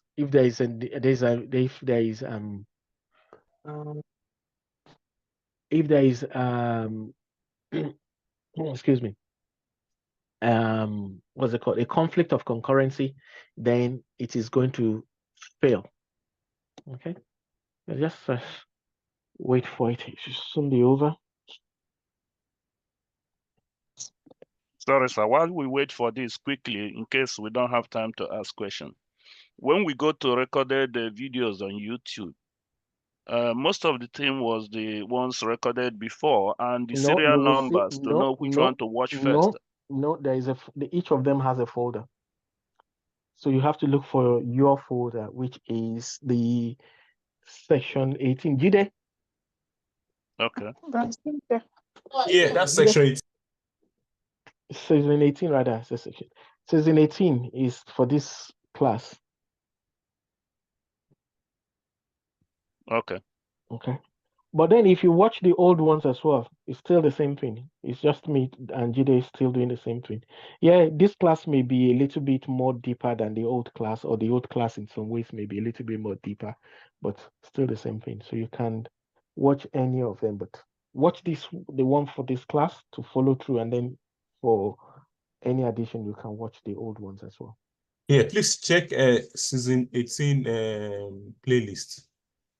Okay. Okay, thank you. Is it on YouTube? Are you on a WhatsApp platform? Yes, if I you're am. there, you should know that it should be on YouTube.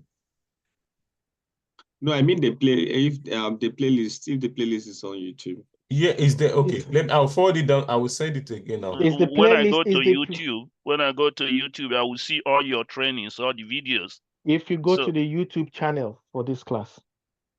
Okay. It's called the Jide, what's the name of the YouTube? Jide? It's called SOM data class. SOM data class. And then when you click on that SOM data class YouTube channel, then you will see the playlists. Okay, thank you. Okay.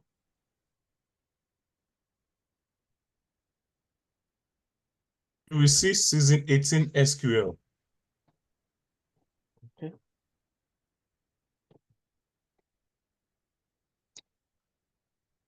Hello, sir.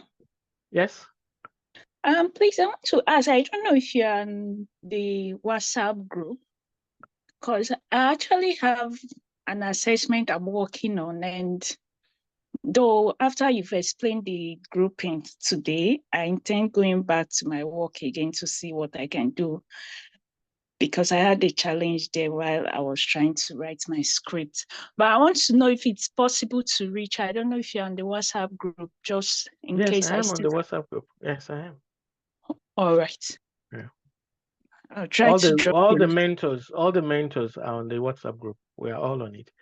And even the ones that are not here, I mean, the admin, school admin, and they're there. So it's just not me.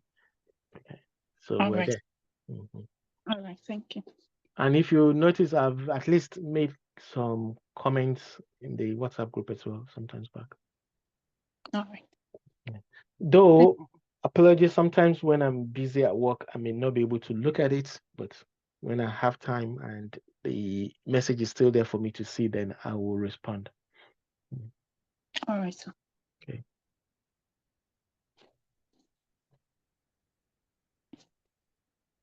Come on. Come on, come on, come on.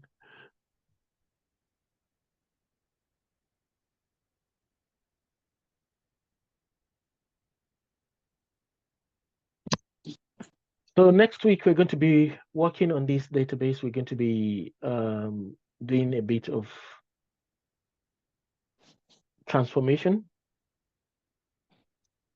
We know we're bringing in just these two tables, but my intention is to break it down into a model, which I'll be explaining as we're going to be creating that in the next class. And also, if we're able to finish quickly, we'll get into putting those also into Power BI. Okay. And then, yeah. So we will have at least seen, you have the functions the basic functions, then you create a database, you ingested data into it, and then you created a model, and then you create a report off of the model. Okay, so yeah, we're looking good now.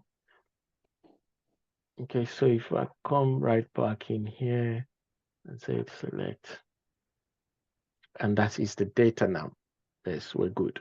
Okay, so let's see if we can quickly do the next one.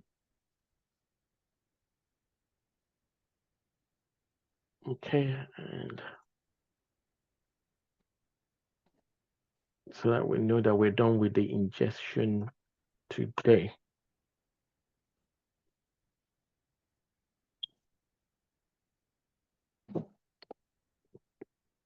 Good. It's a small data set. Okay.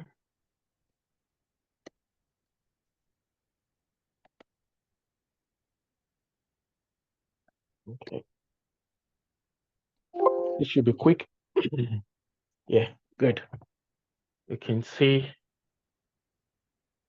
Yep. And that is good. So that's good. So let me start from here. Let me quickly just give an overview here. You can see here, good to see this. You can see here is giving me the full, when you hear about full table qualification, it has actually qualified this table completely, which is giving me the database name, the schema name, and the table name. This is the database name, rather. This is the schema, and that is the table name. Okay, so now I have this as the stock control, and I have the item ID. So this is going to be my product. This is my product table, and my product table will contain will not contain the inventory. So I want to create a subset of this. I'm not going to complete it today. So I'll start with this. So I'm selecting the item number, which I will put in as my product ID or product number. Okay, so I will change this one to product ID. I don't need that's going to go into my inventory, so I don't need that for now. I want this as my product name.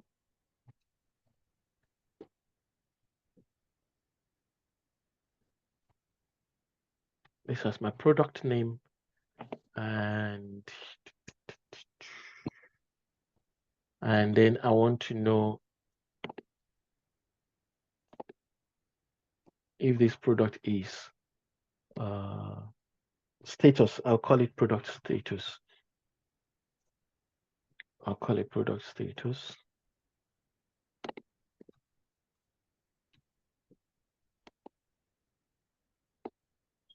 Status. Okay. So this is my new table, and you can see I have 70 products. But let me see, is there any other thing that describes my product? Item name.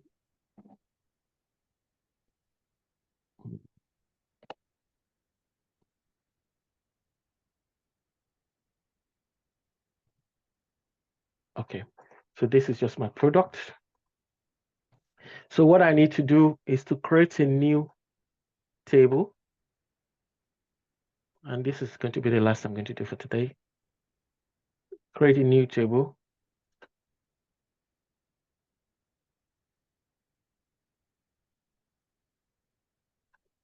So I want to create on this staging level, not at the landing anymore, staging. Staging, and I want to call this my products table. So this item number is now going to be my product ID.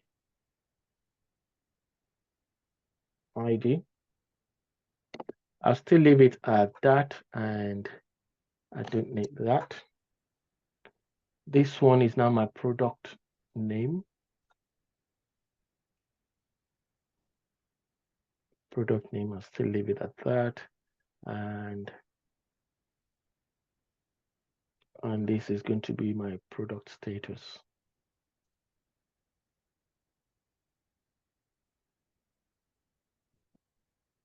Okay, I'll still leave it at that. And I'll create that table.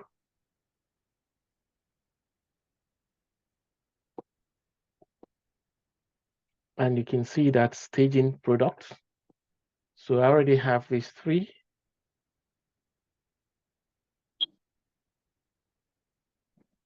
Okay. And you can see this, there is no data in it. It's blank, it's empty. So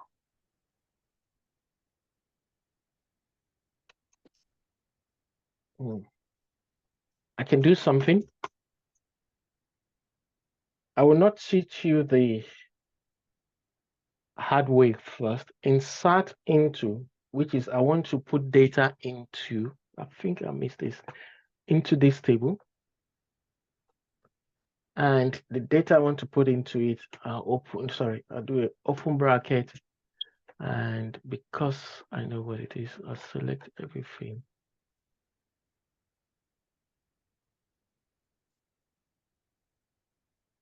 When you are doing an insert, sorry, I didn't take you that, it skipped my mind. Normally with this, the way I like to do my thing.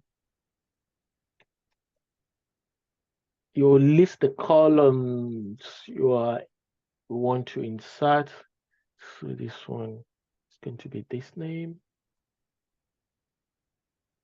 That's the name in the table. Okay, and then you do a close. That is the columns that I'm inserting, and I'm doing a select from my staging table, landing table rather. Oops. But one thing which I want to do here is that I don't want to,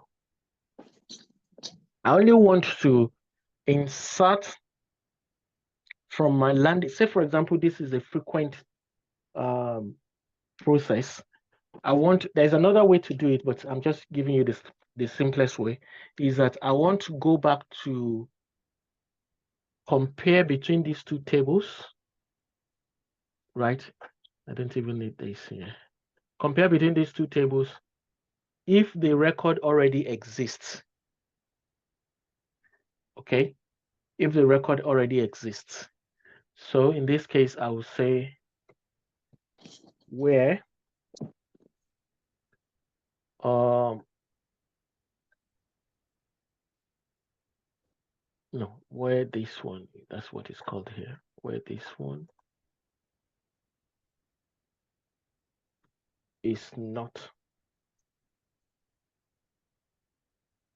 in,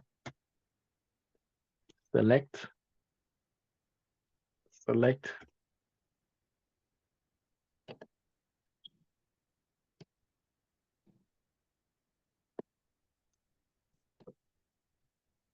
from, see, I'm putting a subquery now. You can see in real life how you begin to use it. Okay. It's not, okay. It doesn't want that. Okay. Okay, let's use not equal. Okay. So I'm doing a select here, which is blank. But here there is, so if I do this, it should return back everything to me. There's nothing. Yes. Is there it? Wait, let me see. If I'm running it the first time, it may not be because the other table is empty. Okay. I will kill this for a start. I'll just comment it out because I'll come back later on to recreate it. So I want to create it as a store procedure, create procedure, so that I can reuse it, create procedure. And I want to call this one, is from my landing to staging. So landing, no, it's going to feed into my staging. So I'll call it staging. It's a staging. And I want to call it load products. Okay.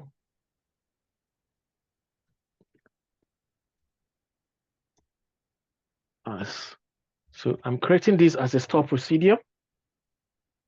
Okay. And I can create a store procedure. It's created the store procedure. So if I come back in here, I should have that store procedure. That's the store procedure. Okay. I will not populate it today. I will leave it. And this way I'm going to leave it for today. Okay. So any questions before we close for today? Jide? I'm stopping the video recording. Recording stop. Okay.